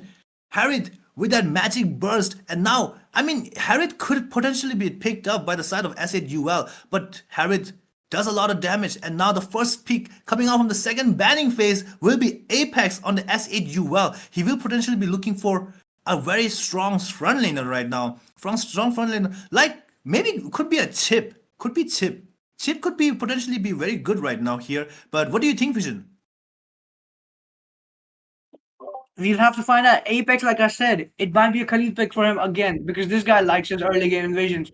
But he still has a lot of heroes he could pick. But this will be interesting on who he picks. This time, I guess he'll be going for the Jawhead. We'll be able to utilize these ejections or not, because as it stands, Apex on that Jawhead, not on his usual Hilda or Khalid pick here. So this will be interesting to see. While Super Prime Papu trying to replicate Apex here, going for the early game invasions. Will he be looking to pick out this Khalid, or will he be bamboozling us and going for a last minute switch? While Pun N1, this time no Lucas. This time he will not be unleashing any beast in this Land of Dawn, because the side of SHUL has managed to ban him. But there's still a few junglers you could pick. Maybe something unorthodox, maybe an A-tier jungler. Will we get to see someone who's not been picked up as a jungler? But right now, he's still taking his time, while Super Prime Papu switches to the Grok. Grok, we already know what he can do in this Land of Dawn. But looks like it'll be the Khalid pick for Super Prime Papu, the Raging Sandstorms, while Pun N1 going for that Joy pick right now. That is true. That is true. Joy and Khalid getting picked up from the side of Eternal Torments. Joy with that dash, dash, dash, and that ultimate I mean, she does do a lot of damage, but from the side of the Eternal Torment, there is a lot of magic damage coming out from the Torment. But Khalid, with that early game invade, as Vision was saying, yeah, there is a lot of early game invade, and we do have a counter pick for this Phobius. We have an Esmeralda getting picked up from the side of S8UL. The Esmeralda, she says that all of the shields from the enemy side is none of yours. It's mine. Enemy has a shield, it's mine. This Angela as well. Angela with her ultimate provides a lot of shield to her teammates. But now those shields will not be useful as much because of this Esmeralda. Esmeralda will be taking up all of those shields. Well, for my side, as me personally, I do still feel like S8UL has the potential right now from this draft pick. My favor is towards the S8UL. What do you think, Vision? Who do you think has the more potential in this game right now? We're looking at this draft. Both these drafts are really good, but currently I feel like ETR, Eternal Torment, has an edge here because Khalid against the Jawhead, I don't really like the odds here. But Renaissance, we saw this is all up to Renaissance and Put N1. We know what Put N1 did last time, what a clutch performance from this jungler. But will he be able to replicate it yet again in game 2, or will he fall short this time? Well, Jade this time is on an S tier jungler. This is no A tier jungler like Hayabusa right now. Those shadow kills, they were amazing. He did what he could do, and he did what he does best.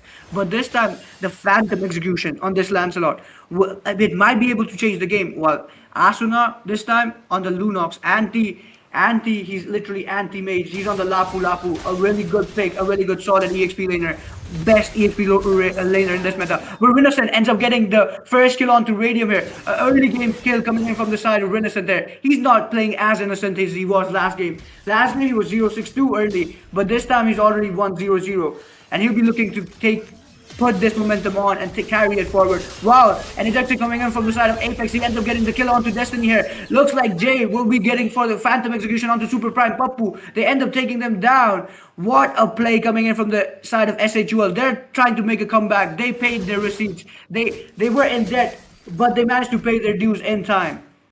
That is true. That is true. That is a Flicker second skill combination coming out from the Apex right there. The Apex with that second skill and Flicker combination can pick off a lot of heroes, especially this Angela, who does not have a dash or an immunity. And look at this, Johat just going in, does not care about anything. And Johat did not pick up anyone, but there was a lot of damage done to the side of Eternal Torment. Angela has to be very careful. She is still level 3 right now. She does not have her ultimate to provide help for her teammates. And now look at the Eternal Torment. This Khalid trying to provide a lot of vision, but yeah, this turtle will be spawning in, and Joy trying to go to the backside, trying to do some dash on this jungle creep and going in, trying to do the retry, and Joy takes down the turtle. Over there, Khalid gets taken down by Lancelot. Joy gets punished for that turtle retry. And now from the side of Eternal Torment, 2 people gets taken down, but on the side of SAUL, only 1 person gets taken down, and that will be the Lapu Lapu. Angela gets taken down as well. 3-4-1. That was, that fight was very messy for the side of Eternal Torments. What do you think, Vision? Now amazing fights coming in from both the sides. The side of SHU are trying to make a comeback here. Radium in a lot of trouble here. Renaissance going in for the entropy, but will he manage to get a kill? It looks like he will not be able to get a kill right now onto Radium, while Apex putting a lot of pressure. Hard guard coming in onto the native from this side of the Angela, while Apex with the ejector, but it won't be enough to take down Rinsen right now, while Asuna and Apex and Radium trying to retreat, while Pun N1 is there for his team, providing backup. Renaissance there.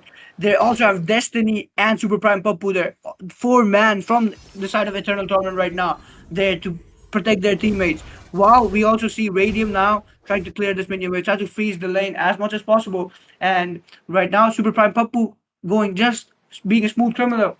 We're just going in, moonwalking in the Land of Dawn. While there might be a fight coming in the mid lane, but it looks like there won't be anything happening just yet. Wow, it looks like Super Prime Pappu wants something. He is on Asuna. Raging Sandstorm coming in onto Asuna here. Looks like Hard Guard coming in as well. Apex, he's going to unleash his ultimate as well. And he ends up getting an ejection, but to no avail.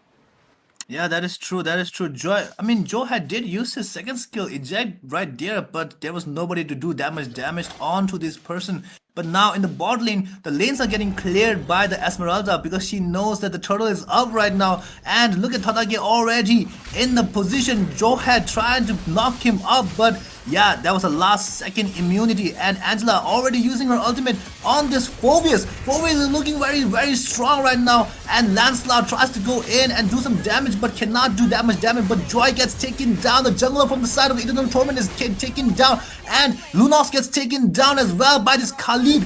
And Khalid gets punished as well for taking down Lunox. And now Lapu Lapu gets taken down as well. Joehead also gets taken down by this Phobius. And Lancelot had to use his retribution to take down his blue buff. And now the side of the Eternal Torment does know that this Lancelot does not have a retribution, so they can literally just take down this turtle with no one to contest for it. The neutral objective will be taken down by Poon and One on this Joy.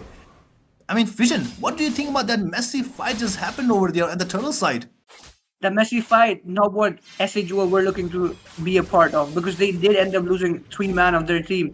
While we see in the top lane Apex going on for the ejection right now. Apex ends up getting the kill onto Tatake here. Jay will be going for Destiny as well. Jay ends up taking down Destiny as well, while Puni and Super Prime Papu coming in. Puni with the electrifying beats, but he will not be able to catch anyone. He's using the electrifying beats, but these beats have failed to connect so far because he's 0-2-1 right now. He was having the best game in game 1, but looks like this time Jay is this game. He is the main character right now. He's 4-0-5. Radium going off for the damage onto Renaissance. Renaissance using entropy as a way to retreat here. Apex lurking around the corner. He's there to do damage.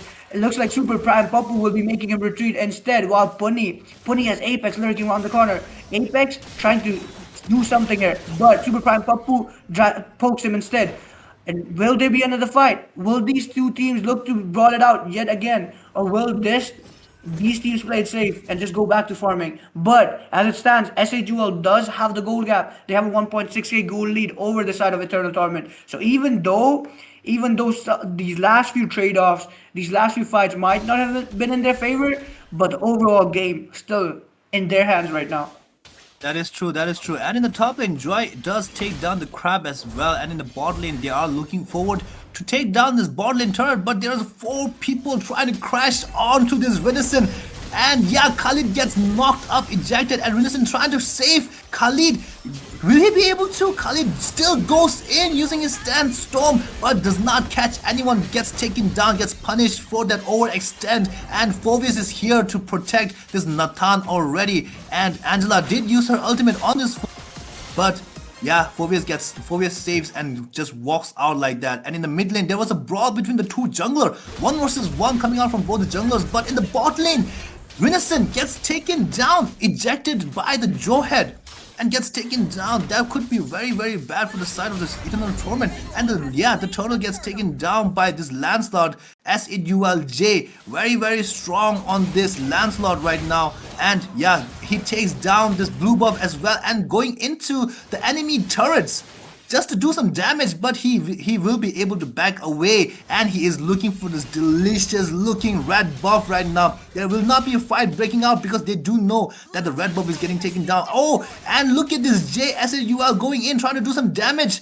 using his Xing first skill, but yeah, cannot connect to anyone with the second skill. There was not a big damage coming out from this Lancelot, but he did do and show us a very, very good Xing over there. What do you think about all this Xing coming off from the SAULJ?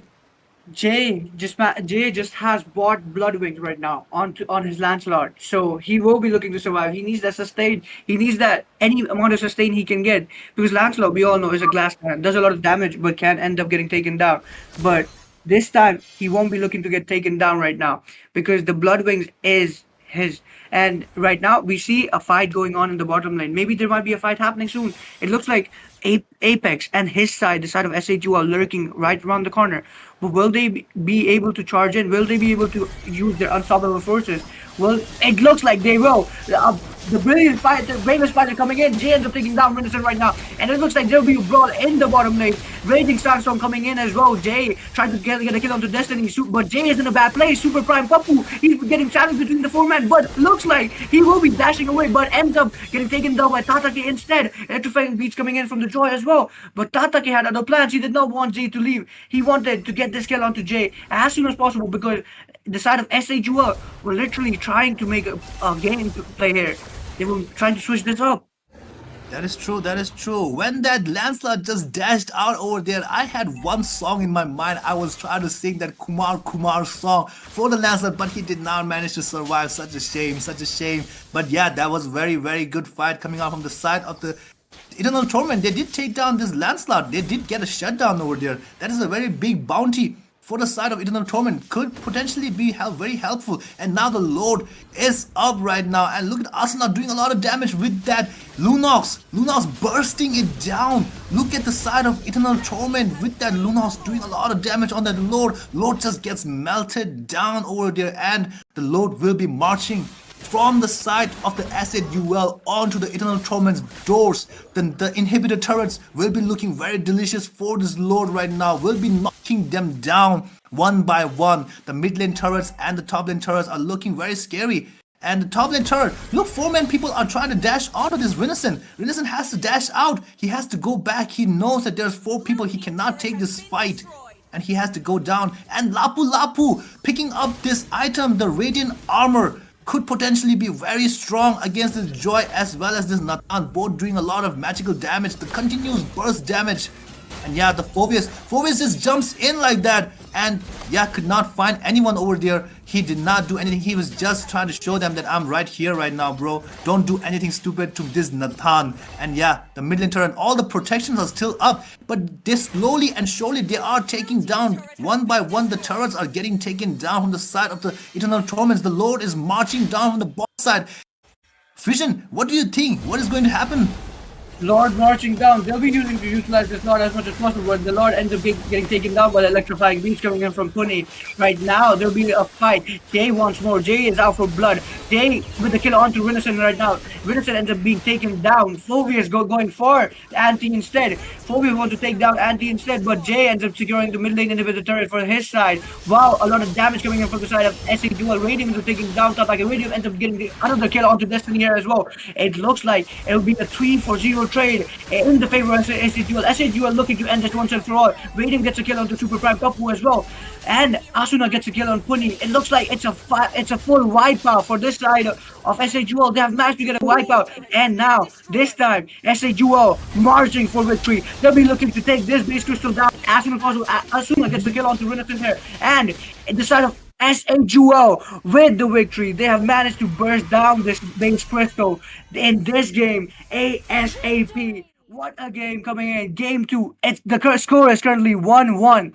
1 win for the side of Eternal Torment and 1 win for the side of SA Dual. We'll be going on to game 3 right now. What a game, Minato. What a game indeed. This Lancelot was dashing everywhere. Look at the damage given by Lancelot is 31%, the highest damage among all of the people owned in this match right now. That is very good game. And yeah, at the end, there was a lot of try from this Renison trying to protect his turret, but he just got melted down. Well, I mean, that is it for now, ladies and gentlemen. We will be back shortly after a small break, so stay tuned and don't go anywhere because we do have one more match for this Eternal Torment versus S8UL. We all saw what happened in the first game. S8UL did lose the first game, so what could say, only God knows. So yeah, this has been me, Minato, and my friend Fission casting for you today. So we will see you shortly. Bye-bye and see you again.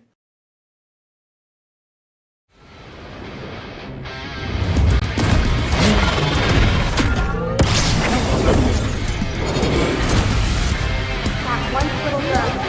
He's gonna save someone this time.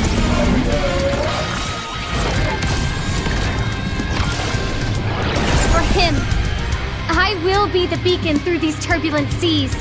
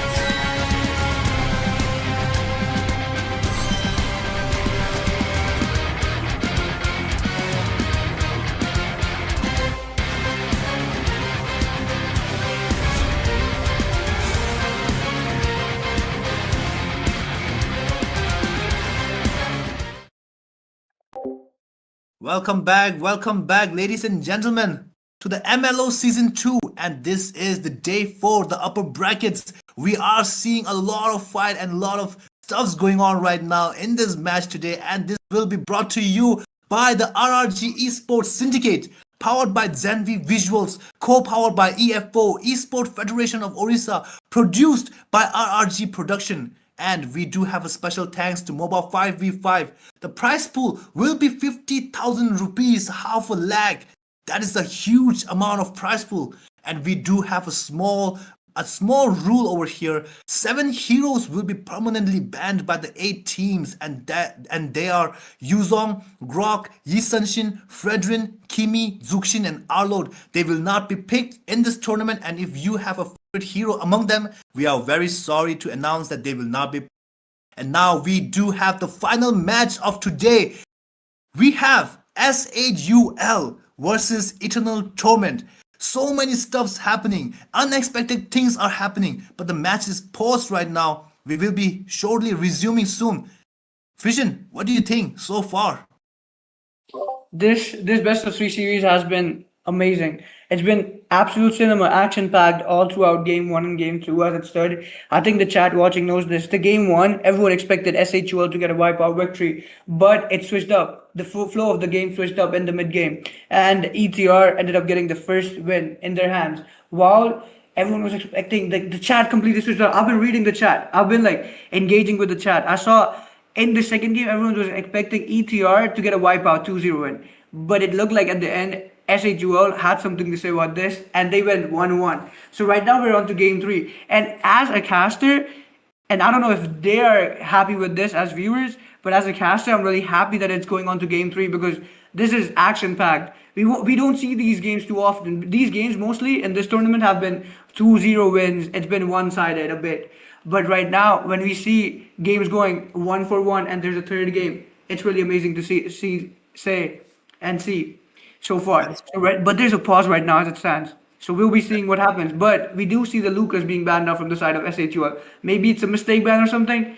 Maybe a redraft coming in. You never know. But I guess we'll find out.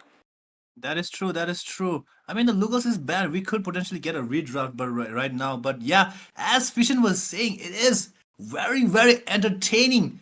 The side of both sides are doing so good. The first match was very unexpected. We did thought that SHUL will clear sweep them, but now, I mean, we are on the match 3 right now. The SHUL in the previous match they were not happy. They were really not happy about that game. I mean, the first game they were. I mean, they did lose, and they do not want to get knocked down to the lower brackets and have to prove themselves. But right now, I mean, SHUL did prove themselves in the previous match that they are still here. They are the strongest. They are going to demolish anyone who is in between them and this prize pool of 50,000 rupees. Can you imagine that? Vision, 50,000 rupees. Can you imagine that, Vision? How much money is that? 50,000. A good prize pool for this tournament right there. But looks like we're back into the game. Anti going for his ban right now. Who will he be banning? There's a lot of picks, good picks that he could ban. There's a CC. Maybe we see a CC ban, maybe if we see a CC pick. I kind of want to see the CC get picked up. Or maybe they'll go for another respect ban onto Destiny and ban the Novaria again. We know what these sides want. This is game 3. This is really crucial for both these sides. Will they go for a ban onto a Eternal Torments player? It looks like this time they'll be banning Lancelot instead. But last time Jay was really good on the Lancelot. So I'm kind of surprised. But I guess this side of SHUL does not want the Lancelot to fall into the hands of Eternal Torment right now, while Tatake going for his ban. That is true. That is true. I do feel like the first ban was not there. That's why there was a small, I mean, pause over here. Pun and one did not ban. So now Tadake is now to the Tadake. Tadake banning out that Kalia.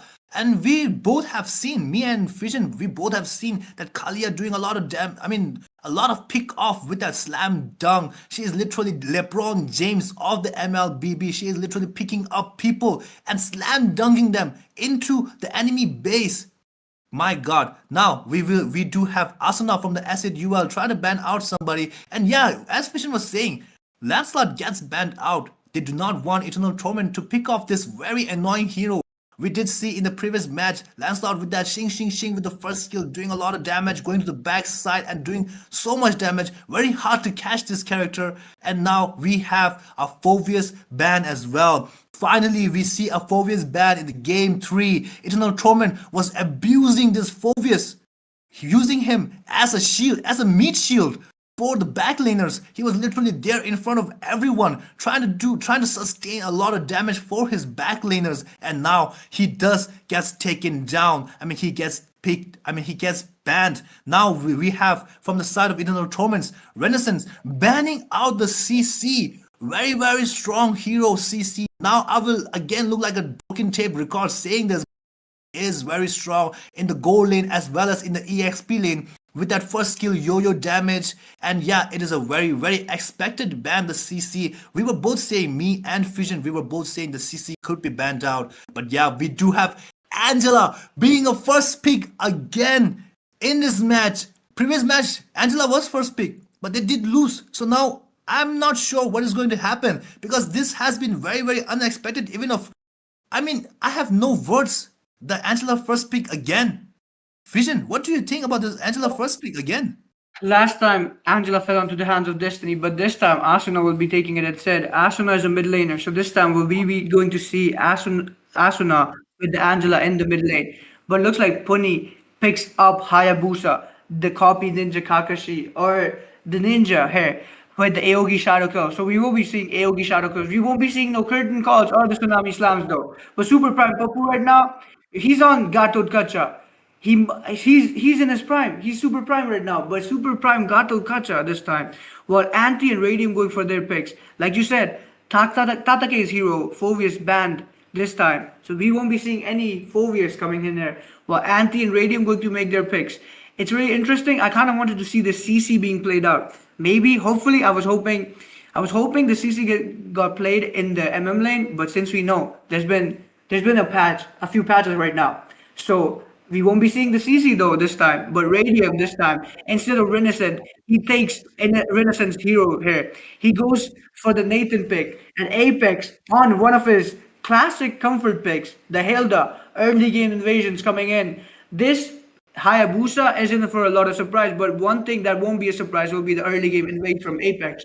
While Renaissance this time on the Lapu Lapu in the goal lane. In this meta, we know what a Lapu Lapu S tier EXP laner can do in the goal lane. Fighters playing in the MM lane is not something unheard of this time. So we will be seeing it happen again. And this time will be Renaissance on that Lapu Lapu, while Radium on that Nathan. S tier MM versus S tier EXP laner, which is a flex pick. While Destiny going for the ban right now for the side of Entropy.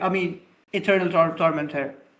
That is true. That is true. Lapu Lapu is a very, very flexible hero. He could potentially be going to the gold lane, as Vision was mentioning. Yeah. And by the way, CC is banned actually. And yeah, CC will not be picked this time around. And Nathan also gets picked up by Radium. He is trying to say that I'm the better marksman here. I'm the better. I do feel like this is a point trying to be proven by Radium. And now we do see Alice getting banned. We do have EXP laner side for the Asset UL and side for the Eternal Torment. So they will potentially be banning out these EXP laners as soon as possible.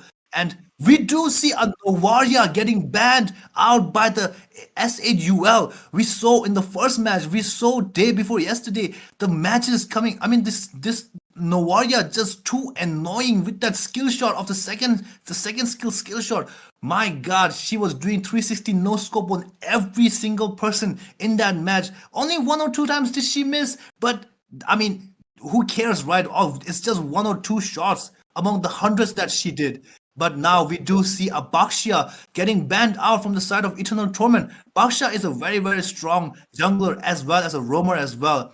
And yeah, the final ban coming out from the S8UL will be this Esmeralda, a very, very annoying EXP player as well. As I was saying, and Esmeralda gets banned as well. Now the next pick will be from the side of the Eternal Torment.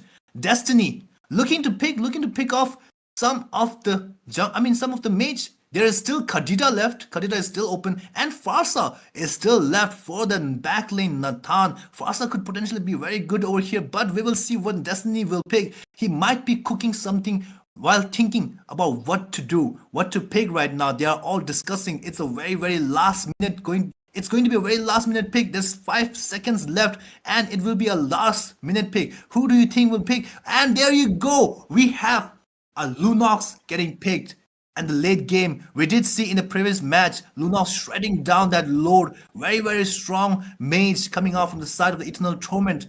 And now, SAULJ showing us something very new in this tournament. Tamus in the jungle lane. Look at this Tamus, the Lord of the Lava. Look at this guy, Tamus.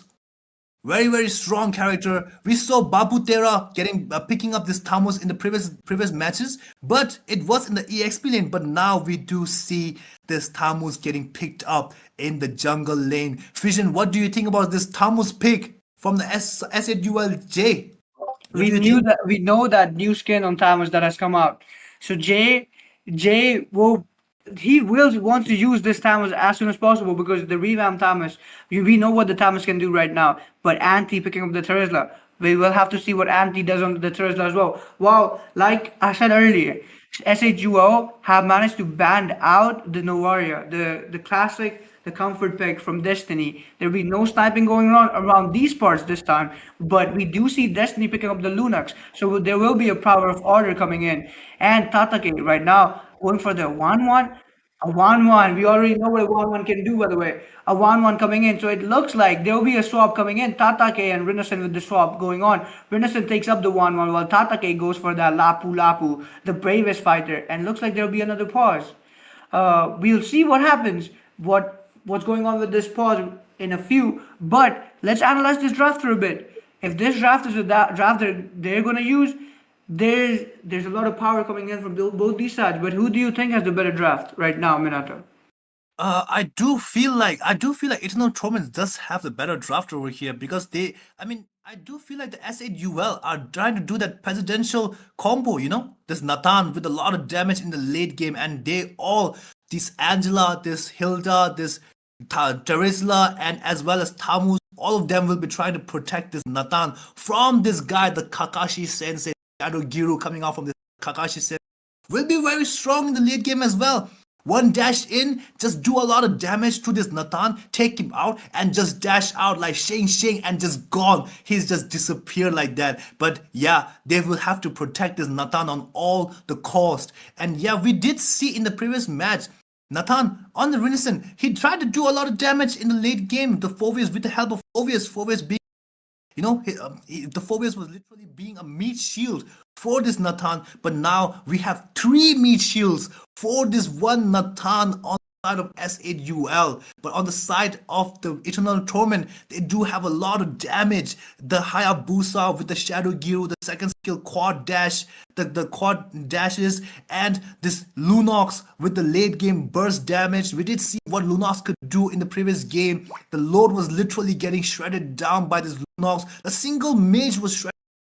Lord, it is very unusual for a mage to try and take down a Lord by herself, but Lunox was doing that by herself. And we do know this Lapu Lapu in the late game, very, very menacing hero with that immunity to the stuns. Yeah, and he can literally just go in the back lane. Now all of them will be trying to take down this Nathan, and now we are back in the final match. The draft pick is resumed, and now we will be going to the Land of Dawn. What do you think? Who do you think has the better draft in this match right now? Vision? Both these sides have really solid drafts, but from what I see, a lot of offense coming in from the side of Eternal Torment, while we also see a lot of sustain coming in from the side of SHO. Let's look at this here, right? Let's look at heroes by heroes. There's the Tamus in the jungle. There's the Terizla. There's the Hilda. These 3 have a lot of sustain. We all know what amount of sustain these 3 heroes have. And Angela in the mid lane on top of that with the hard guard coming in, providing more sustain to these 3 sustain heroes with Radium. They're basically playing, okay, for the viewers watching in chat, this type of a comp or a draft is called the Protect Mr. President comp. It's really simple to see. There's 3 sustain heroes. There's Angela providing more sustain in the mid lane. And there's Radium on the Nathan. Nathan late game, a real menace in the Land of Dawn. We know what damage a Nathan can dish out in late game. So they will be looking to protect Radium as much as possible, while we do also see the side of Eternal Torment, Puni on the Hayabusa, really offensive. A really good assassin, 8th jungler, while Tatake on the Lapu Lapu, bravest fighters coming in from him, will be clutch. He's a really sustained hero. Super Prime Papu on that Gato Kacha, a really high sustained hero. We know what the AOGs can do. By the way, Puni going in for the Lethal Wanderer. He gets the Lethal Wanderer, but Puni ends up taking down Jay as well. It looks like they're already off to a good start. Puni ends up taking down Asuna as well right now. And this will be 2 kills going into the hands of Eternal Torment, or 3 kills going into the hands of Eternal Torment. Early game, 1-1, dealing a lot of damage to Radium. Will he be able to take down Radium? It looks like he will not be able to catch Radium just yet. Radium surviving on a sliver HP right now. What a lot of damage coming in from Eternal Torment right here. They've been off to a really great start. They're 3-0 already, under 2 minutes. And Puni going for his red buff right now. Wow, we see Jay trying to farm as much as possible. Apex trying to start a fight with Super Prime Papu here, but he will not be able to do too much to him just yet. While we do see Jay and Lapu in the top lane, but Terizla knew something was up. He knew something was off about this. Yeah, that is true. That is true. He did knew that there was something off about this, because Lapu Lapu was trying to come up and do some damage. But now, Anti looking in a very bad spot. The core shadow did connect to him, but yeah, Pun and One does not want to use his Shadow Giro on him, because he does know that Terizla has a very big stain. Even if they take him down, he does not have that Shadow Giro, so it will be very crucial for this turret dance right now. Look at Apex trying to provide a lot of vision, and Terizla coming in and doing his ultimate, but catching no one over there at the side. The Hayabusa takes down the turtle right now. Gato Gacha was alone in between 3 people and gets taken down. Hilda gets taken down by the Hayabusa as well. This is a very bad start for the side of SHUL. This is actually a very bad start for the SHUL. The turtle gets taken away as well as this Hilda as well. That was a very bad fight for the SHUL. Both, I mean, they were 2 for 1 now. They were 2 for 1 at the side of the, at the start of the turtle. Now, we will see in the bot lane, Hilda trying to provide some vision for the Radium. Radium has to pull up in the late game, otherwise this could be GG for the side of the SHUL. They might have to go down to the side of, the Shadow Giro coming out from the side of Pun and One. Pun and One tries to take him down, but he has no Shadow Giro. His Shadow Giro gets cancelled out, and he is alone over there with no quad dashes left and gets taken down. My god, that was a blunder over there. Might be a misclick or something. But he could not take down this Angela using her flicker to dash away from this Hayabusa. She's saying, no, don't touch me, Hayabusa, go away. Yeah, what do you think, Vision? What happened over there? It looked like he was literally confused there, Puni, because he had nowhere else left to go, and it was so sudden, by the way. But it looks like maybe there'll be another fight coming in. But this game, Tatake ends up taking the kill onto Anti here, off camera. Tatake with a play coming in. But by the way, these 2 drafts, like I said, they're literally relying on the side of SHUL, literally relying on Radium for this draft to work. Asuna ends up getting taken down by putting with the help of the AOE Shadow kills though. Apex going on to get a kill onto Super Prime Papu, but it looks like Super Prime Papu will be able to survive. But an Entropy coming in from the side of the Nathan here. AOG coming in from the Super Prime Papu to survive. What an AOG, a defensive AOG play coming in from Super Prime Papu to survive this 2v1 right here. But Destiny has his side set on the top lane and with the turret. He will be looking to take this down as soon as possible, and the side of Eternal Torment doing a lot of damage. Renaissance in form right now. Super Prime Papu might be in his prime, but Renaissance is too. Jay ends up getting the kill onto Tatake though, and looks like the side of SHUL will be trying to take down this neutral objective really quick. They're trying to burst it down as soon as possible. Anti zoning out the side of Eternal Torment right now, but looks like Jay ends up securing the turtle for the side of SHUL. Looks like putting in a lot of trouble. Anti ends up taking down Super Prime Papu though, and looks like Renaissance ends up getting the kill onto Apex as well. Right now, Renaissance trying to double lane as much as possible, but Soul J or SHUL J trying to take this blue buff, which he does manage to secure from the side of Eternal Torment. But will this blue buff from the enemy side be enough for this side of SHUL to get a victory, or will this be victory go into the hands of Eternal Torment this time as well? Yeah, we will have to see. We will have to see. Hayabusa did survive with 1 HP. He was very low. He got punished for that. I mean, he did run away, but he got very low and he could not secure that turtle for himself and his teammates. The turtle soup, one would say, but yeah, he could not take him down. And Kadokaja trying to jump on this Nathan. Nathan is very low and gets taken down by Destiny. Destiny with that Lunox is very scary as well. She's doing a lot of damage. She's taking down turrets. She's here, there, she's everywhere. This Destiny, guys, somebody stop this mage. She's a mage. She's doing so much damage, much more. And look at this Destiny. She's just going into the jungle by herself, and she does have the immunity of her the white side. And now there you go, S8UL with that Angela ultimate, the Thamus just going in. Lapu Lapu in a very bad position. He has to flicker out right now. Destiny is very low. She tried to provide a lot of vision for the side of the Eternal Torments, but got very low. Hayabusa tried damage on the Apex, but could not potentially do anything right there. He has to away with his quad shadow. And now the mid lane, Renaissance trying to take down this minion as well.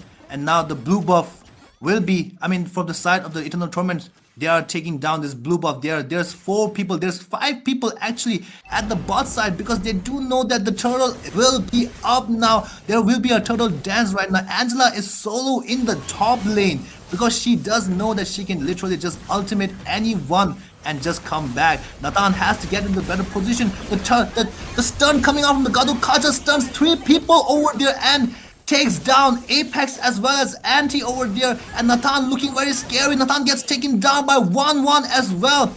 Now we see what is going on over here. Apex gets taken down. Nathan gets taken down as well. And Anti will be taken down. And the turtle will be going to the side of Eternal Torments. This is looking very, very scary for the side of S8UL. If they do not want to lose this match and do not want to go to the lower brackets, they have to pull up. And now there's a fight going on again, and shutdown coming out from the side of Destiny. And 1-1 also taking down the Angela as well. And Nathan will be taken down as well. The red buff gets taken away by Hayabusa. That was a very messy fight. 4 people gets taken down from the side of S8UL. Vision, what do you think about those kind of fights? What a play coming in from the side of Eternal Torment. They're living up to their name. They're showing why they're called Eternal Torment. They're providing a lot of Eternal Torment to this side of S8UL right now as it stands. They've been on a steamroll this game. They're 4-14. They're showing the levels right now. They know the S8UL is a big team, but they're showing what they can do. Destiny getting onto the kill onto Jay, Anti getting onto the kill onto Destiny, Tatake getting a kill onto Asuna. It looks like S8UL trying to survive her. They're trying to run away. Renaissance gets the kill onto Apex right now. But Anti, with nowhere left to go and nowhere left to hide, gets taken down by the side of Eternal Torment. What a play coming in from the side of Eternal Torment right now. They're locked in. Radium, the only one surviving from the side of S8UL. And like I said, by the way, earlier, this side of Eternal Torment know who they're up against. But they know who they are as well. And they want to show S8UL what the side of Eternal Torment can do against them. And why they're one of the strongest teams, or one of the top teams from the Indian ML scene. And they will be looking to show this and prove this right now, once and for all. It's currently 5 kills to 18 kills for in the favor of Eternal Torment, and a 7k gold gap as well in their favor. So they will be looking to utilize this gold gap as much as possible, and probably looking to end this game really early. But will the side of S8UL be able to defend this? Because the turtle has already fallen into the hands of Eternal Torment right now. It looks like the side of S8UL will be playing it safe, and as safe as they can, because they do have Jay in the jungle on that Thamus. Not really have been used as a jungler too much, but we know the Thamus can jungle, and he's being used as a jungler right here. But Renaissance right now, in the form of his life, he's 407. He had some bad games, he had some hiccups in the first game, but this time he's a man on a mission. He's on form. He's 407. Tatake, by the way, going for the dominance ice onto the Lapu Lapu. 418 as well. 518. This whole side of Eternal Torment looks like they're logged in right now. They have put their game faces on, and the Lord marching down the mid lane with the whole side of Eternal Torment in the top lane. 3 man in the top lane, 1 man in the middle. Right now, Super Prime Papu and Radium going head to head against each other, while Tataka and Destiny going to join him. Renaissance as well. Right now, will he be looking to unleash his crossbow of Tang, or will he fall short? But as it stands, he's on the form of his life. They're chasing Apex. Apex caught away from his team. He's the only one from SHUL trying to distract the side of Eternal Torment from ending the game right now. But looks like Apex has managed to survive somehow. And a hard guard coming on to Apex right now from Asuna right now. It looks like Puni wants to get the kill onto Apex. Aogi shadow kill coming into Apex, and looks like Apex is in a lot of trouble. Puni ends up taking down Apex, and he managed to survive as well. What a play. Apex is down. There's only 4 man left from the side of AOG coming in onto Anti though. AOG ends up catching down Anti. Super Prime Purple with the AOG. Super Prime Purple ends up taking down Anti right now. Renaissance taking down the inhibitor turret. Wow, a lot of trouble coming in for Jay as well. Jay is in a lot of trouble. Looks like Entropy will be coming out from the Nathan, and the hard guard coming in from the Angela as well. Will Super Prime Purple get taken down? It looks like Nathan wants some more. He wants a kill, but he won't be able to get a kill right here, right now, because these heroes he's trying to take down have a lot of sustain. Aogi shadow kill coming in from the side of Pudding as well, but he just managed to scratch them. But they have managed to survive with the scratch, the side of SHUL, and it looks like the 5 man from SHUL is back. They will be looking to defend this as much as possible. It's still 12 minutes into the game, and they'll be looking to claw out a victory, hopefully, or maybe not. We'll have to find out. That is true. That is true. There was a very, very good fight coming out from the side of the SHUL. They did manage to lose some of the people, but still, they only lost 1 turret with that load. And now the second load will be coming up in 20 seconds. And they might have to pull up. They might have to fight for this load. Otherwise, they might have to defend a very strong load, because there is no mid lane turret, and they will be looking for that lane sinking and everything. And now we will see the side of the Eternal Torment not doing that much. They do know that they have the map control, they have the pressure and everything. And yeah, as Fission was saying, Lapu Lapu was picking up that dominance eyes, and we also saw that 1-1 was picking up Sea Halberd as well. All the side of Eternal Torment does have anti-heal now for this Tamus, this Hilda, as well as the Terizla. All of them does do a lot of damage, as well as a lot of sustain, a lot of spell revamps. And now the load will be getting taken down by the Eternal Torment. Now the SHUL has to defend their base. They have to stay cooped up inside this base as soon as possible. Otherwise, it could be very scary.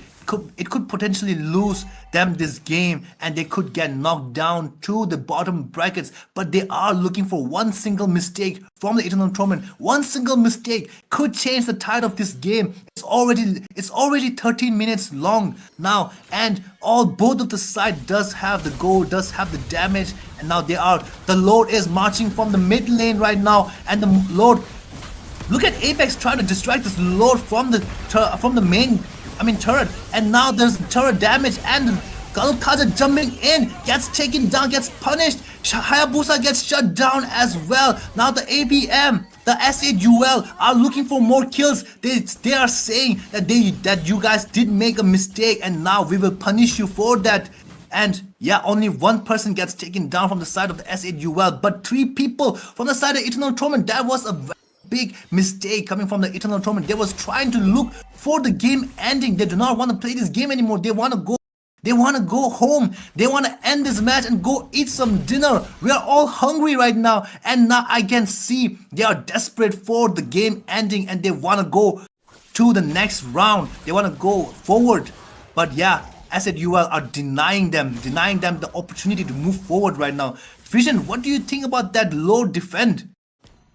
Amazing lot defense coming in from the side of SHUL, but we do have to remember SHUL literally just have 1 inhibitor turret left standing in the bottom lane, and that inhibitor turret won't be enough for another push coming in from the side of Eternal Torment, because the way this game has been played out, the Lords have been going into the side of Eternal Torment, a lot of pressure coming in from the side of Eternal Torment as well. So if they let another Lord go into the house of Eternal Torment, it looks like Eternal Torment could end this. But what a defense coming in! That defense was clutch. Three men getting taken down from by the side of SHUO, and it was really clinical. They needed that. They needed that like completely to turn this game around. But they have survived. But will this be enough for them to get a victory or claw out a victory? Or will Eternal Torment not let this phase themselves? Because they're unfazed right now. They knew that they lost that trade-off. They lost that. They couldn't end it right there. But they still have a lot of time to go. They still have the goal gap in their favor. But it's late game, so that goal gap will not matter too much. But any mistake from any of these two sides could shift the tides of battle once and for all. And right now, both these sides playing it really safe. There's Apex, there's Radium, there's Anti. They're just hiding near the bushes, while the side of Eternal Torment completely zoning them out. They have complete vision. We see Super Prime Papu, Puni, and these L bushes, while we also see Tatake and Renascent going in for the kill. They're going to go for the kill. They're going to be aggressive right now. They do not want this Lord anymore. They want these kills. A crossbow of tank coming out onto Jay here. Anti ends up taking down Destiny though, and looks like Puni ends up taking down Apex though. What a brawl coming in, and AOG being used here by the gut of touch. Puni ends up taking down Anti here. Super Prime Papu on low HP. Radiant ends up taking down Super Prime Papu with the entropy. Tatake right now using Bravest Fight to do escape. He will escape. Renascent escapes as well. It looks like it's a 3-for-2 trade. What a trade-off. What a fight coming in.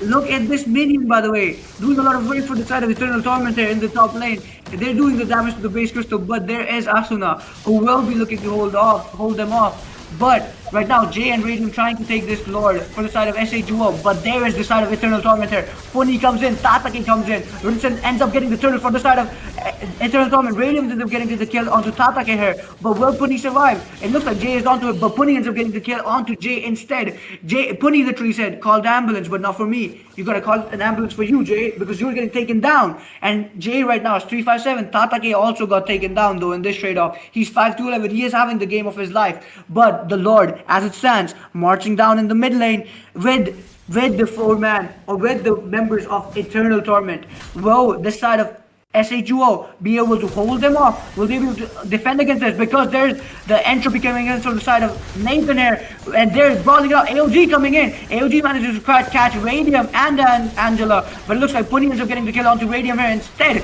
And there's going to be Radium taking down Destiny as well. Asuna going on for the kill on to Super Prime Pop. Renascent ends up getting the kill as well. Puni ends up getting the kill onto Apex. Renascent ends up getting the kill onto the Terrorist Lair. Renascent and Puni surviving, and Jay. They're 2v1 against Jay. Will these two members of Eternal Torment be able to take Jay down? A crossbow tank coming in onto Jay. He was dishing a lot of damage. It looks like it's GG's, and this game goes onto the hands of Eternal Torment. They have won Game 3. This best of 3 series has been played out, and this best of 3 series has been won by Eternal Torment. What a well-deserved team for victory for this team right here. What a game! They literally managed to beat the SHUO, and SHUO came with a lot of pressure, came providing us an exceptional gameplay right here. But looks like ETR had a good edge over them, and they showed why they're one of the top teams in ML in India right now. Renascent with the well-deserved MVP. Puni on the Hayabusa, really clinical. They show what they can do. And now, Minato, what do you think? That is true. That is true. That was such a good game coming from the side of Eternal Torment. Eternal Torment pull up and they said, "Who are you guys? We are literally here. We are here to name for ourselves. We do not care what your name is. We do not care where you are from. We are here to prove ourselves that we are better than you guys." And we did see that in the data, Radium did a lot of damage. Actually, from the side of the SHUL, Radium was the highest damage dealer. Even on the side of the Eternal Torment as well, he was doing so much damage. He was doing so good, but it was not enough. The crossbow of tank from the Renascent was too much for Tamus, Terizla, as well as Apex. They could not sustain themselves against them. And yeah, as I was saying, look at the build. Look at all these builds. Look at all the anti-heal. Gadot Kacha with the dominance eyes, the glowing wand from this Lunox, the sea halberd for both the Hayabusa as well as Wanwan, and dominance eyes again from this Lapu Lapu. They are literally saying that you guys have heals. Well, we got anti-heal for you guys. Guess what? We are doing more damage to you. Well, And that is it for today. That is it for today.